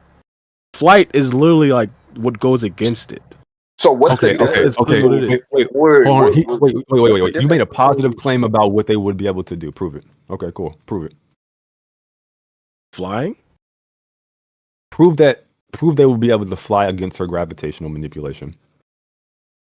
Because they fly. If a projectile fly can reach her, how would someone who flies? Prove they fly against hers, Bara. Well, both y'all. Remember, she doesn't just generate gravity; she manipulates it through pulls. And then she places her spheres, so she effectively mimics push and pull through placement of the spheres. So, like, what are you doing? I understand how her abilities work. I'm saying flight goes against gravity, so they have an ability to go against her gravitational pull. Ryu specifically could not fly, so he had no mechanic to go against her gravitational pull. Okay. What is flight in the Naruto verse? It's an application. Okay, I'll let you answer the question. What do you think it is? I don't know how to answer it. I have no idea. It's just like if it's moving through the sky, it's flying. What I imagine is through some mechanic. We can't say that. To me, it's an application of chakra. Either you're using your chakra to exude it outwardly to manipulate the air molecules around you to allow you to levitate and then fly, or you're manipulating your body to such a degree to where. Actually, I think it's the first one. The second one doesn't really make that much sense. But like something akin to that. But either way, it has to be. It's like Boku no Jutsu. It has to be through chakra manipulation, right? So if he's fighting against the gravitational force, that's an opponent that he's fighting against. That's a force that he's fighting against. So he needs to apply chakra to something. To something. He needs to his physical form, to the air molecules that surrounds his physical form, however that mechanic works, without me Googling it at fucking 12 a.m. Right? So what I'm saying is, I'm not saying Ryu is as strong as Jura, not by any means. But I don't know if there's like some exponential gap. I don't think there's an exponential gap between Hidari and Ryu after seeing what Boruto was able to do against Jura and how Hidari was able to clash and sometimes outspeed Boruto. So there's no exponential gap between Jura and Hidari. You can dead that shit. That's a fact. There ain't no exponential gap. The feats tell you otherwise. Yeah. So I know we definitely need to wrap up soon. Yeah, but actually, it's just chakra manipulation through some means. So yes, Jura I think is stronger than Ryu, but Ryu, Jigen below any character below that tier is cooked at minimum. But if you just look at the definition, it's gravity, generation, and manipulation. Why are you adding a cap to it? I don't know, but yeah. No, the thing about Ryu is that he can't fly. He just doesn't have that mechanic. Whereas characters like Jura, Boruto, Kawaki, they could fly. Okay. So so he flies, and then what? Then what does he do? So his Well, flying negs her gravity, and he's like punching and kicking and beating her ass. no. Well, then it's the question. It's like, is Sarada's gravitational force No, stronger than his flight? I know what you're thinking. You're thinking that Superman shit. So where the whole Superman can gravity manipulate, so that's how he can fly. Is that what you're thinking? Not necessarily. Flight in itself is going against gravity. Is not. I've never really seen Superman, so it might be like a similar concept. So, unless you think flight is gravity manipulation through some mechanic, and that's how he's nagging her gravity, bro. I don't know how flight in and of itself is stopping that. Nah, so say hypothetically she could apply enough force to stop him from flying, but she said, "Fuck it, I'm gonna let him fly anyways." Okay, then what does he do? Then what? Does he headbutt her like fucking Gohan did Raditz? No, then her gravitation headbutt her? No, then her black holes just don't work. Bro. Guys, thank you for inviting me to the podcast. I'm not even kidding. I'm not even kidding, Black. I have no clue what to say to that shit. I'm literally at a loss, so I have no idea what the fuck to say to that, bro. I can't do nothing but in the end. Like, that's wild. That's a great end into a podcast. I have no clue. Hey, I can't believe you said that shit, bro. Hey, Mello, man. It's been months since we had you on the podcast, bro. Thank you for joining us. I really appreciate it. Thank you for having me. Black, you're doing a fantastic job. Please continue. Bara, free game as usual, and I hope everybody is safe. We're entering World War III, so keep your heads up. And if you guys need me, I will be there for you. Okay. We should at the very least for emotional support. Okay, for emotional support. Yeah, some other time. Go ahead.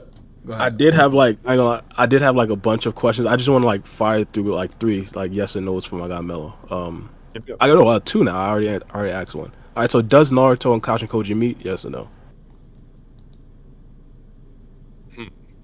I say yes. I'm going to say yes, but that's mostly because I want that to happen. I don't see a path for it happening right now. But yes, I'll say yes. All right. There may be possible. Another one. This is supposed to be a long, drawn-out 20-minute discussion, but is Sarada going to be the next Hokage? Oh my gosh. No. The next Hokage is likely to be Konohamaru, and then she'll take up the mantle. She's too young. And I think something might happen.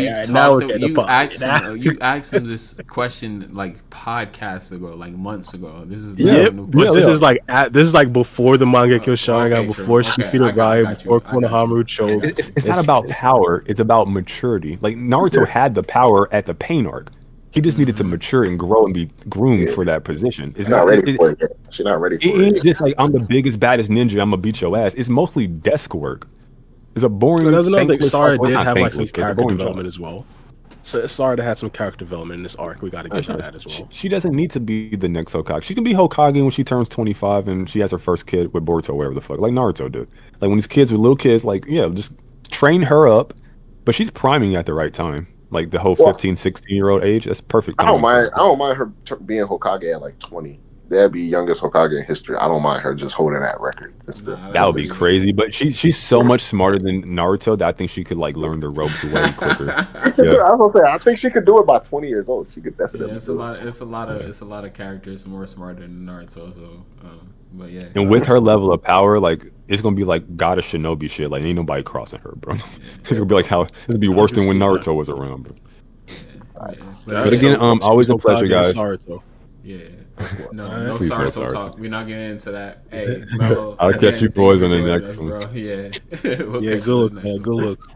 All right, peace. All right, y'all.